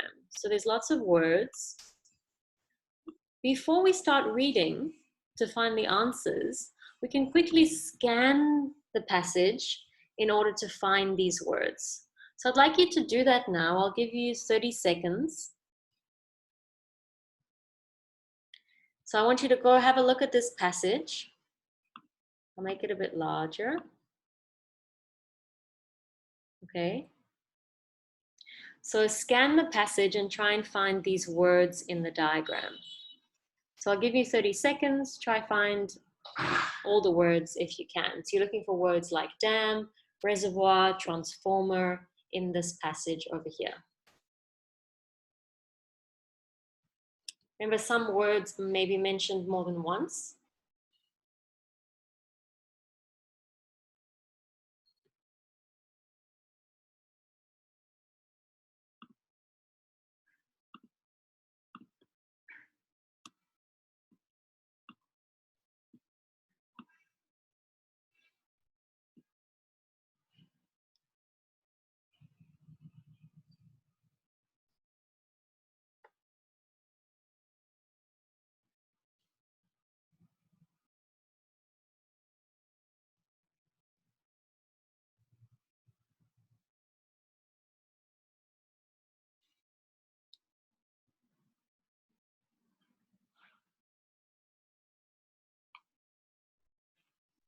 Okay, so I hope you found all the words. Let's quickly go have a look. So first we're looking for reservoir. We have the word dam. We have the word reservoir again. Okay, we have the word gate over here and the word dam again. So please remember that these answers may not be in the same order as the passage. So you may find the answer for number 5 before number 3, for example. So you need to just read carefully. Right, so we're carrying on. Here we have the word turbine. We have the word turbine again. And then we have the word generator, which matches with number 2. Again, the word turbine, so you may have to read the word more than once. Again, the word generator. Okay, and then at the end here, we have the word transformer. All right, so in order to find the answers, try and find the answer that matches the gap. Or for example, number 4, it may be more than one word that you need to look for. Okay, so use the words that we underlined to help you answer the questions. Okay, so we have 5 questions. It's just a short passage, so let's say 7 minutes. Remember, one word only. All right, so I'm going to give you 7 minutes. Read the passage again. Have a look at the underlined words that match the words close to the question, and I want you to label the diagram. Okay, you can start now. So read the passage again and label the diagram.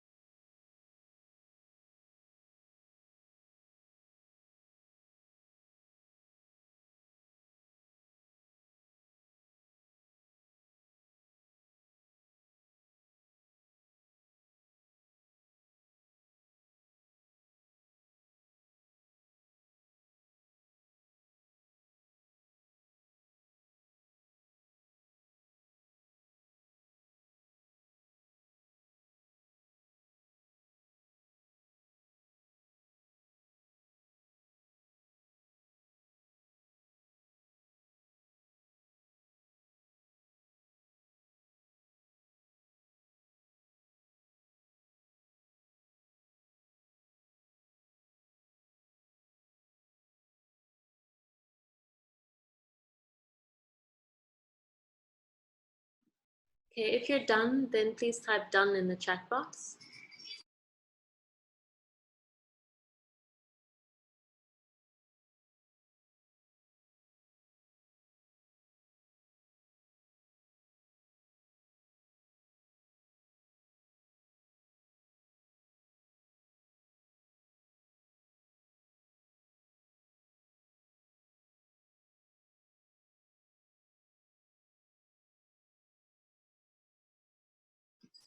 Okay, I'll give you 1 more minute and then we'll check.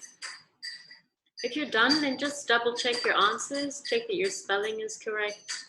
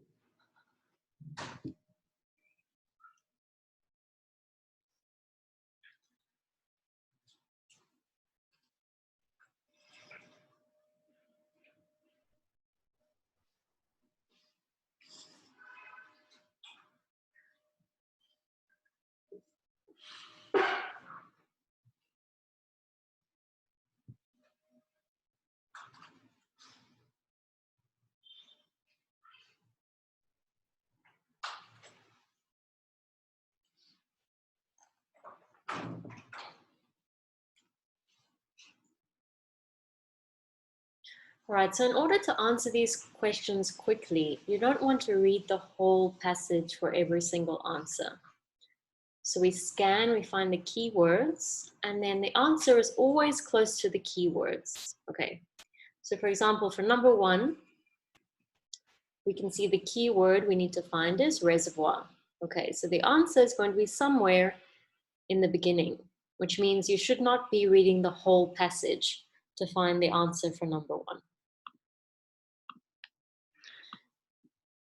All right, so let's check the answers. Please type your answer in the chat box. What is the answer for number 1? This word or gives us a clue, so we're looking for something else that the reservoir is called. Please type your answer for number 1 in the chat box.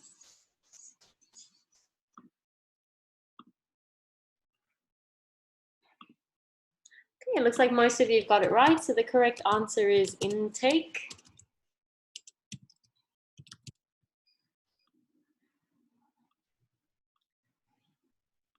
Right, so our answer is here. So we look around the word reservoir, also known as intake. Number 2, so we're looking for the word generator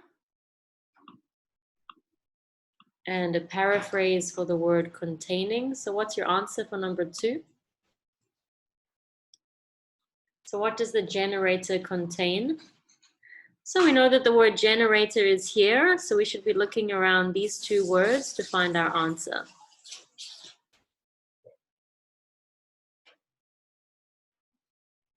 Okay, and the correct answer is magnets. Well done. So here it also says magnets inside. So here's our answer and our paraphrase.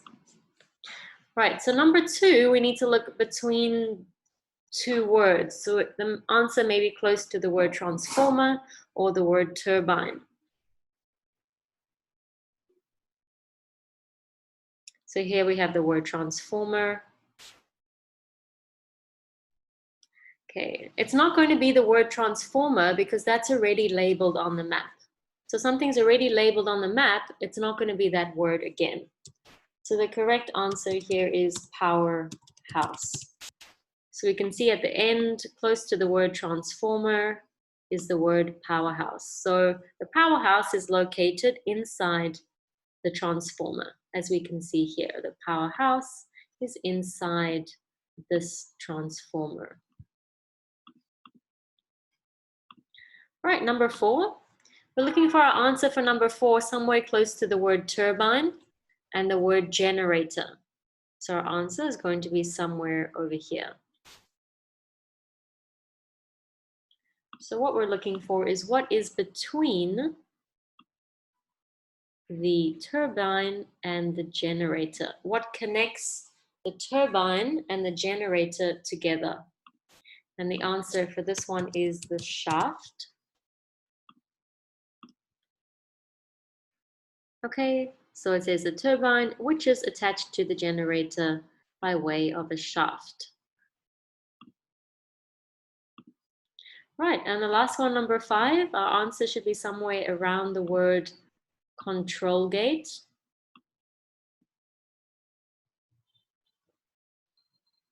So if you haven't found it, go have a look at the word gate and the word dam, something around these two words. Okay, and the correct answer here is penstock. Right, so after the word gate, okay, the gates open and pulls the water through the penstock. So it is pointing at the water, but what we're looking at is this shape over here. Okay, so as I said before, you don't need to read the whole passage for every answer.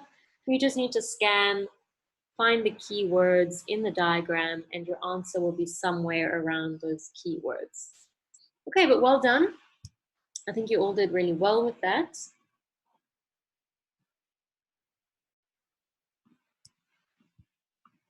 All right, so that's the end of worksheet 2. We're going to move on to worksheet 3 for the last 40 minutes. We're going to try some other types of tasks. Okay, so we're going to have a look at some matching headings and some true, false, not given. So these types of tasks, matching headings, true, false, not given, these types of questions focus on the main idea. Also multiple choice, focus on the main idea, usually the main idea of each paragraph. So we're not looking for specific details anymore. We're looking for the main idea. So first we're going to have a look at the matching headings. So what this is you have a list of headings, and then you have your passage, and each of your paragraphs has a letter. So you need to match the headings to the paragraph. So the heading is going to be the main idea of each paragraph. So you may be asked to list a match of headings with the correct paragraph. The headings will summarize the main idea of the paragraph. These types of questions always come before the passage. All right, so first you see the headings, and then afterwards you get the passage. So then you know straight away that this is a matching headings question. Before we do it, let's have a look at these lists of headings, and each one has something in common. So I want you to quickly skim the headings and tell me, what do all of the headings have in common?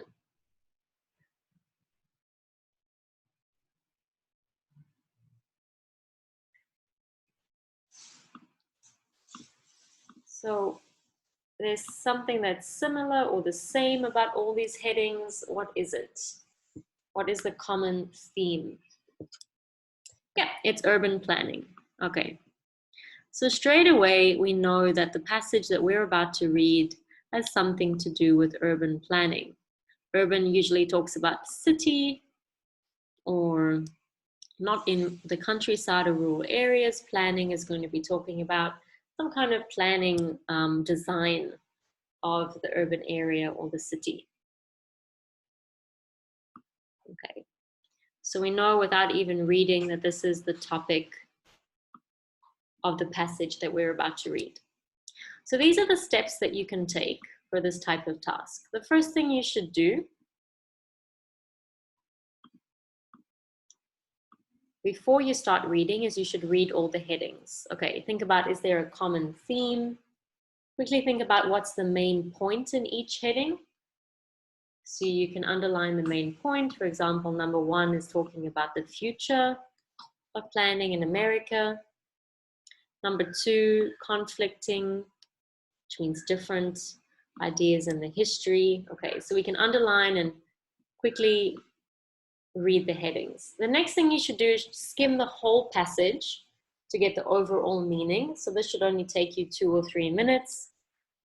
And then you start again with the first heading. So we look at heading A, and then we decide, we look at the first paragraph. So you look at paragraph A and decide which heading might fit.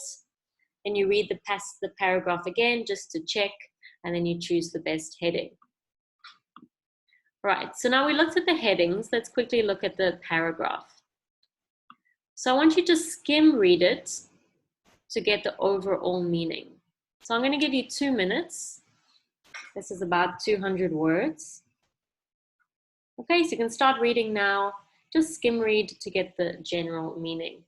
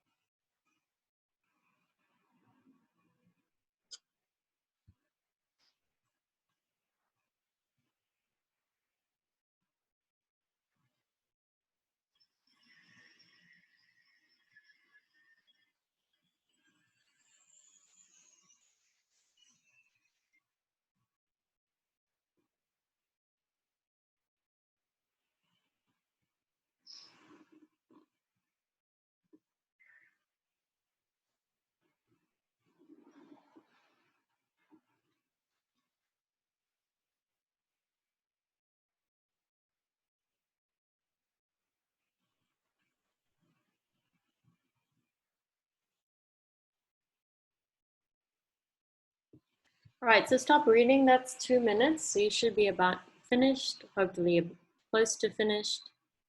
So now once you have the general idea of the whole passage, you can start by having a look at paragraph A again. So let's look at these 3 options, A, B, and C. And I want you to decide which one is the best summary for paragraph A. So you can quickly skim it again and decide which one of these is the best summary for paragraph A. So this means what's the main point of paragraph A. Okay, so when you're ready, please type A, B, or C in the chat box.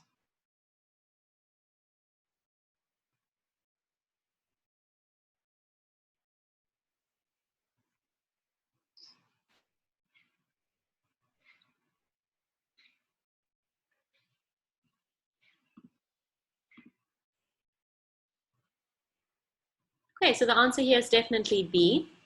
So this is about the history of urban planning. Okay, so if you want, while you're reading, you can make some little notes next to the paragraphs. So for example, I could write history over here. So now I know when I go back and look at the headings, I need to find the heading that mentions something about history. Okay, so I want you to quickly look at the headings again and then type in the chat box which one of these headings matches paragraph A. Read them carefully.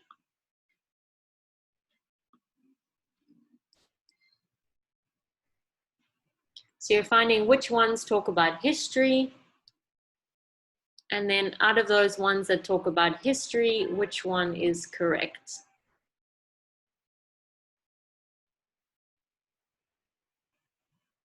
Right, so these three mention something about history.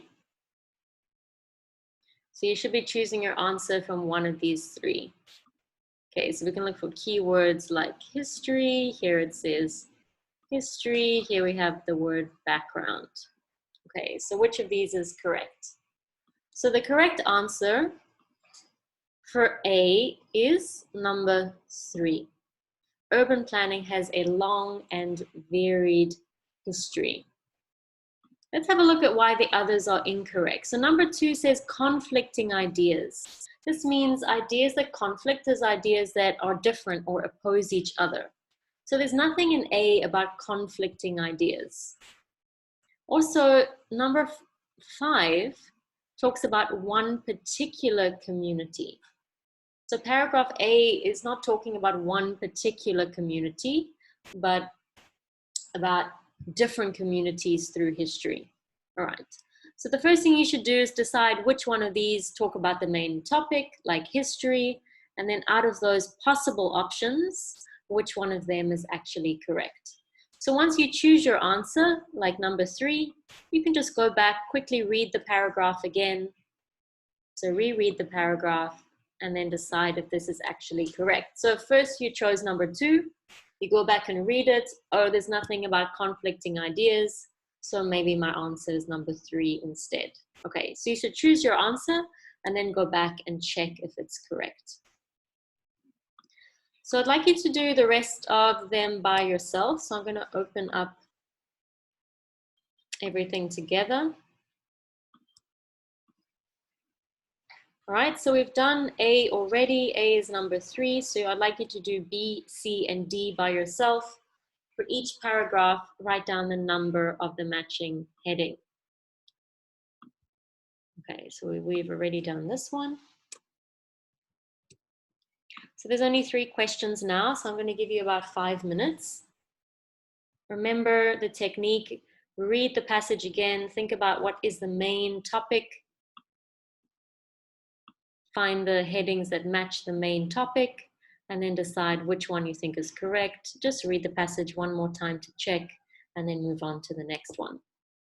So you don't need to read A again, we've already done that, so you can start by reading passage B. Okay, so I'll give you 5 minutes and then we'll check the answers together.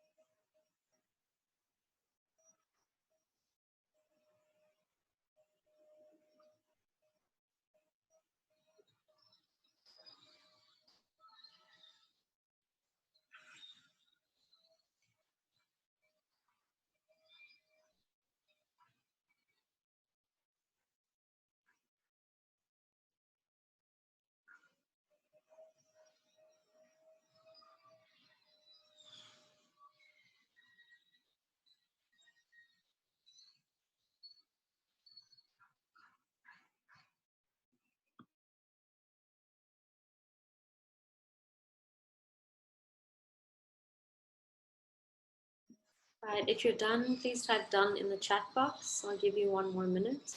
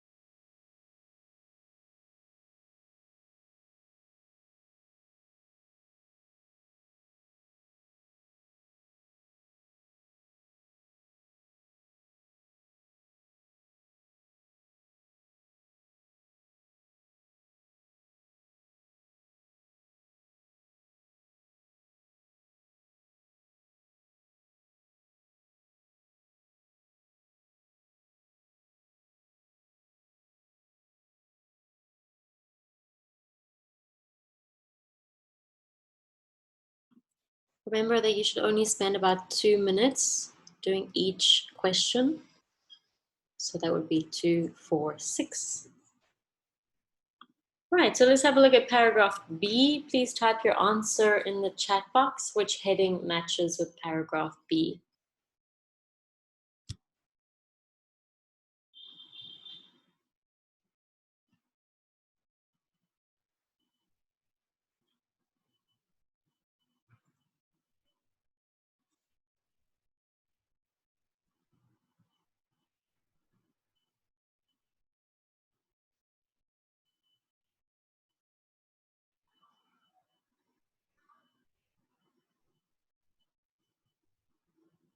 Okay, so the correct answer here is number 5, or V.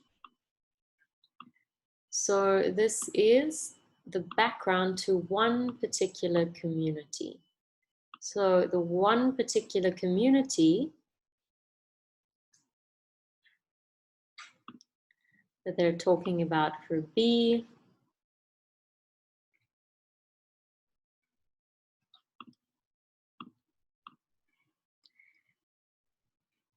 is,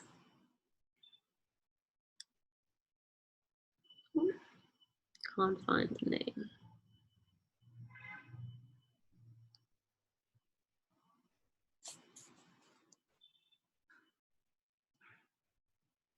Okay, so they're talking about the first garden city. It's one particular community.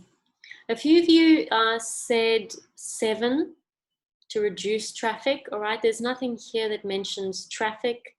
Also, number 4 talks about financial problems. There's nothing that mentions financial problems here.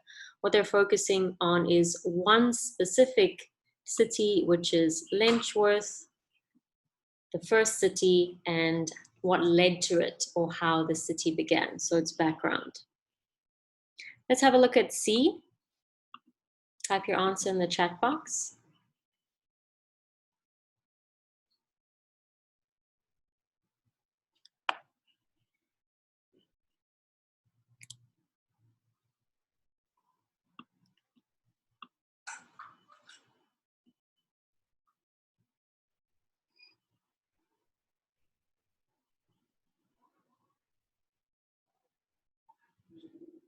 All right, so number 7 is correct.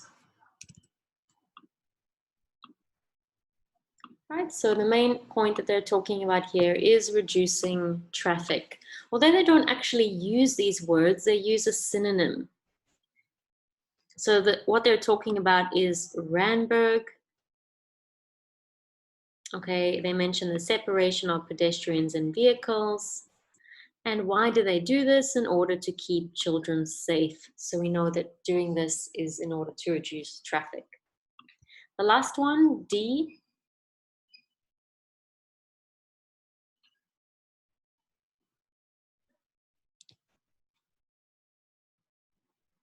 So if you're not sure, choose from the options that are left. Is it talking about the future? Conflicting ideas in history, financial problems that spread the concept, or political change that obstructs the progress? Right, so the main point here is definitely about financial problems. So straight away we can guess that the answer is number 4. Okay, it's not talking about the history, it's not talking about political change, financial problems, and the key word for that is the market crash. Okay, and then it says it spread the idea of urban planning, and we can see that here the response to the financial problems is that he created these different settlements. Okay, and then it mentions all the different urban planning that they created. All right, but the same as A is history, we can straight away see that D is financial problems, and there's only one heading that matches here. So again, if it helps you, you can quickly write a little keyword in the paragraph that tells you what this paragraph is about, or you may write a word like market crash. Okay, so that while you're looking for your headings, this will help you to be able to match the summary. Remember, the main point, the summary of the paragraph, is the heading that we're going to match, the one that matches the main points of each paragraph. Okay, this is something that it improves with practice. So if you found this difficult, you may just need to practice doing it a few more times. All right, we have time for one more type of task. So we're going to try something different now. We're going to do a true, false, not given task. Okay, so in this type of question, you have a list of sentences or statements. All right, like these over here, number 1 to 8, and you need to decide whether each statement or sentence is true, false, or not given. All right, so what does that mean? If the answer is true, it means the statement agrees with the information in the passage. If it is false, it means the statement is incorrect and does not agree with the information in the passage. So this means that the information in the sentence is opposite to the information that's in the passage. If it's not given, it means that you cannot say whether it is true or false because there is no information about this in the passage. So sometimes it's difficult for people to tell the difference between whether the statement is false or whether it's not given. All right, if it's not given, it means there's no information. If it's false, it means the information in the text is opposite to the statement. Okay, so there's a difference between it being opposite and it not being there at all. All right, so we have a little text here called Urban Heat. I'm going to give you 1 minute. I'd like you to quickly skim read it, just for the general idea. Okay, so please read it now. It's about 100 words, so I'll give you 1 minute. About 200 words.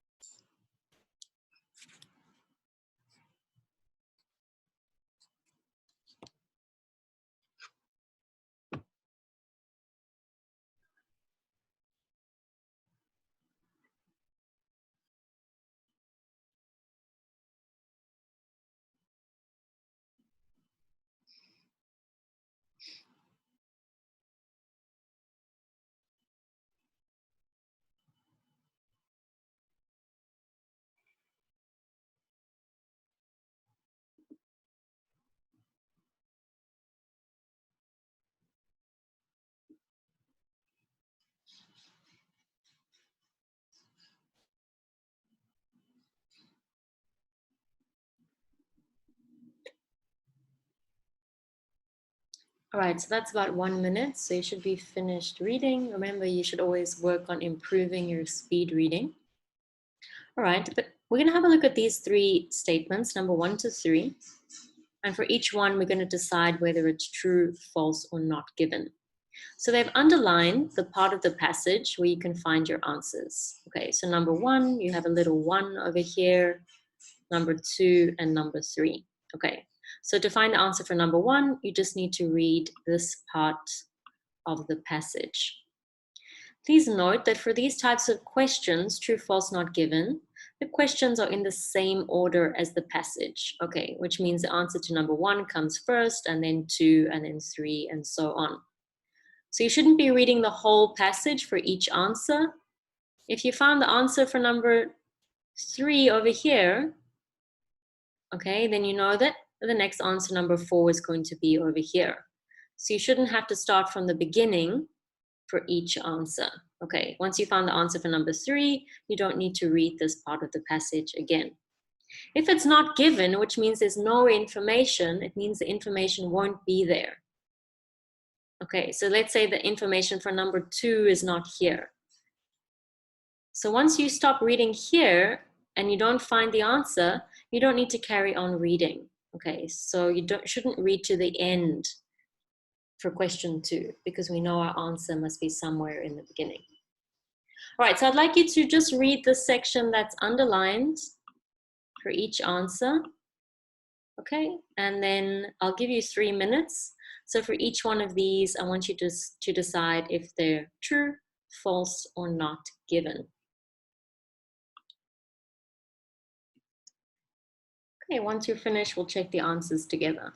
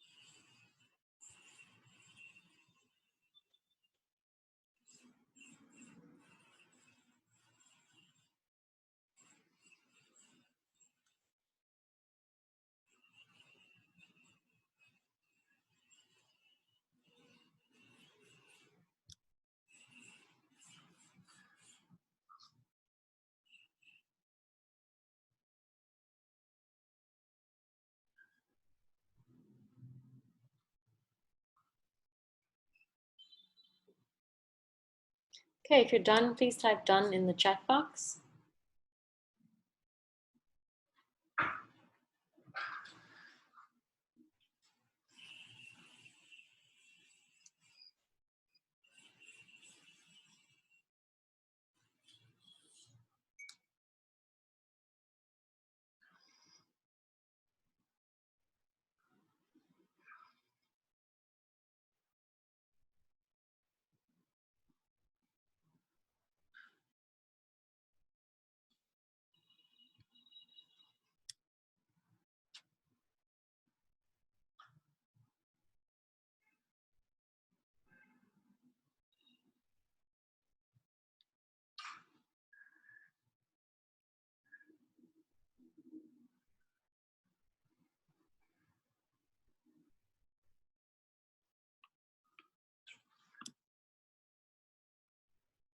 All right, let's stop and check the answers. So for number 1, you can either write true, false, not given, or you can write T, F, or NG. Okay, so make sure when you're writing your answers on the answer sheet, you either write true or T, false or F, or not given or NG. Okay, you can't write anything else.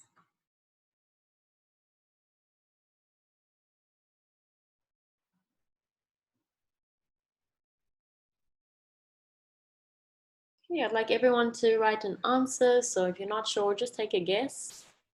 We have the word Howard here.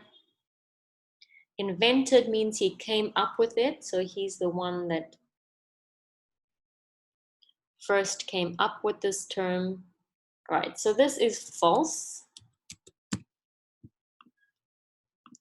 Because if we look at this sentence here, it says we now refer to this as urban heat.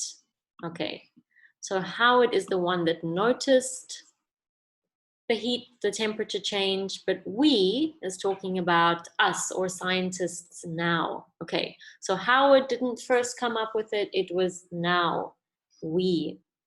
So the scientists of today that refer to it as urban heat. Let's have a look at number 2. So please write true, false, not given in the chat box.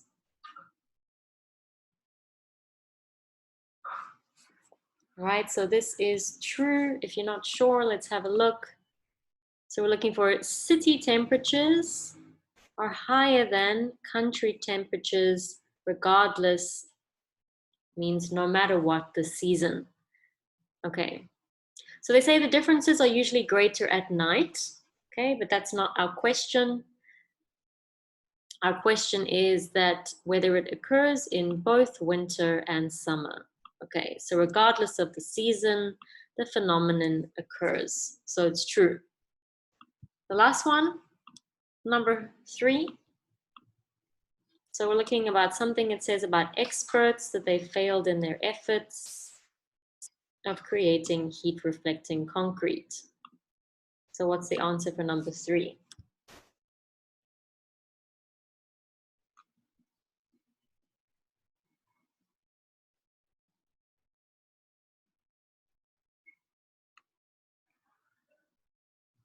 Okay, correct. The answer is not given. So it does mention experts, but it doesn't say anything about experts trying to create heat reflecting concrete. Okay, it tells us about material that can retain heat, but retain means keep the heat in. It doesn't mention anything about heat reflecting concrete. So the information here is not given. Right, we still have 5 minutes, so let's try the rest of the questions. So you can do these ones on your own. So we had number 4 to number 8. Make it a bit larger for you. I will open it up.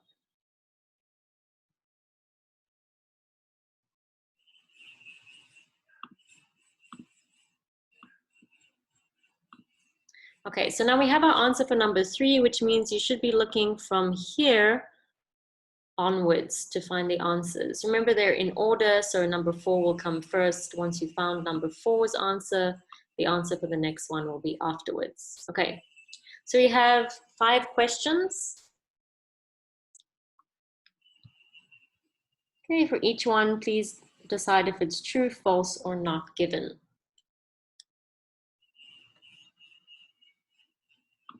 Okay, once you're finished, type done in the chat box.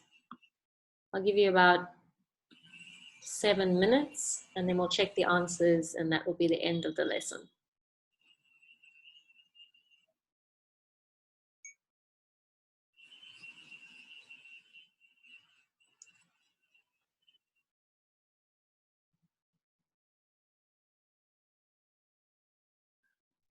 Remember to look for keywords in order to find the part of the passage that you need to read.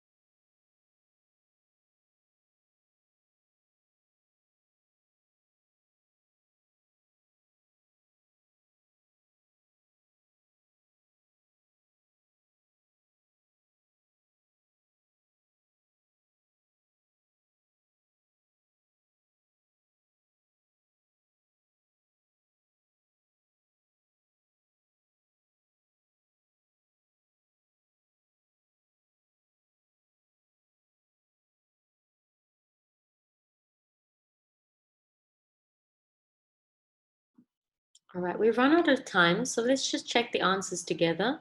If you're not finished, that's okay. We'll just go through them as a group. All right, so for number 4, please type in the chat box, true, false, not given. So our keyword here is Atlanta, so we know our answer must be somewhere over here.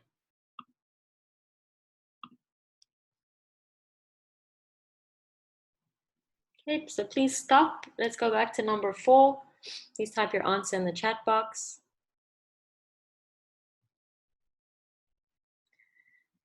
So you should always keep an eye on the next question, right? We know the next question talks about roofs. So here we're already on question 5.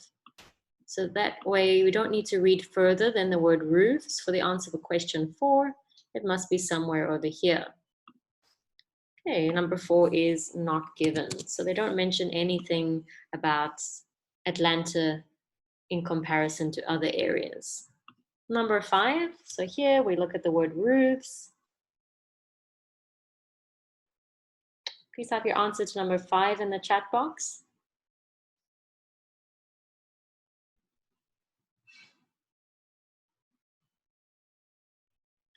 So roofs that are darker in color help address the issue. So if it's not given, it means the information is not there. If it's false, it means the information is opposite.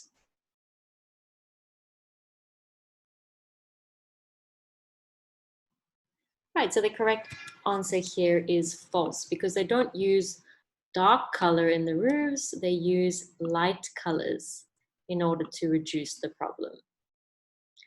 Okay, the next thing we're looking for is something about the Singapore super trees. So we can quickly scan until we find information about Singapore and then information about the super trees. So our answer must be somewhere between here. Please type your answer for number 6 in the chat box. So we're looking for what they were made from. And we're looking for, were they made from entirely natural materials? So let's have a look for what they were made from.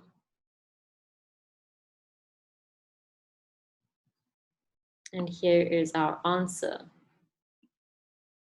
So is this a natural material? Okay, the answer is not true, it is false. Metal is something that is made by man, so it's not a completely natural material. So a lot of people said true, but the answer for this one is false. It says these, meaning the super trees, are metal constructions. So let's have a look at number 7. So now we're finding the word designer to answer the question. Here we have the word designs. So we're looking for something about that they originally planned to plant very tall trees. Is this true? So is there any information here about what they originally planned to do?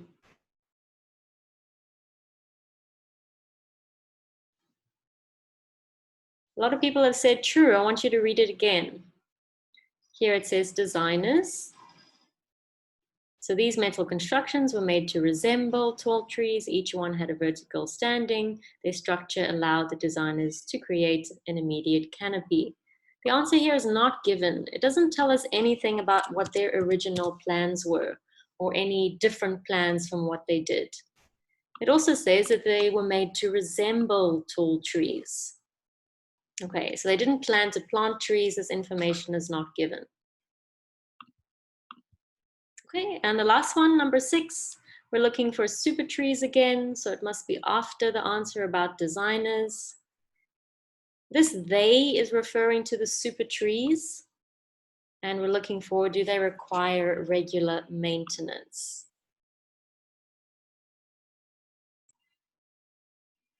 So remember, you might not see the word maintenance, you may be looking for a paraphrase of this. So our answer is somewhere here at the end. And the answer is false. Okay, because the opposite of this is true. They don't require regular maintenance. Okay, they have solar panels and they collect rainwater, which makes them truly self-sufficient. If you're self-sufficient, it means you can look after yourself, so they don't need any maintenance. So the information in this statement is false. Okay, if you find these difficult, it might mean that you just need some more practice. Remember, if it's false, it means the opposite is true. And if it's not given, it means the information, there's no information about this in the passage. Like there's no information about what the designers originally planned. Okay, also remember that the questions are in order. So keep an eye on the next question. If you're not sure about the answer for number 4, don't keep reading until here. We know that the next question, number 5, is about roofs. So if we can't find our answer over here, if we can't find the information that matches with number 4, it probably means that it's not given. All right, we've gone over time, so thanks everyone. We're going to stop there for today. Somebody's asked about the computer-based test. Is it possible to highlight and make notes on the test? The answer is yes. Okay, you have tools that you can highlight and make notes.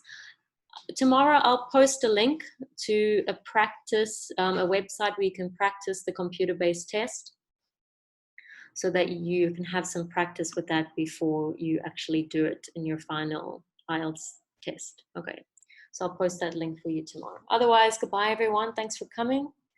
And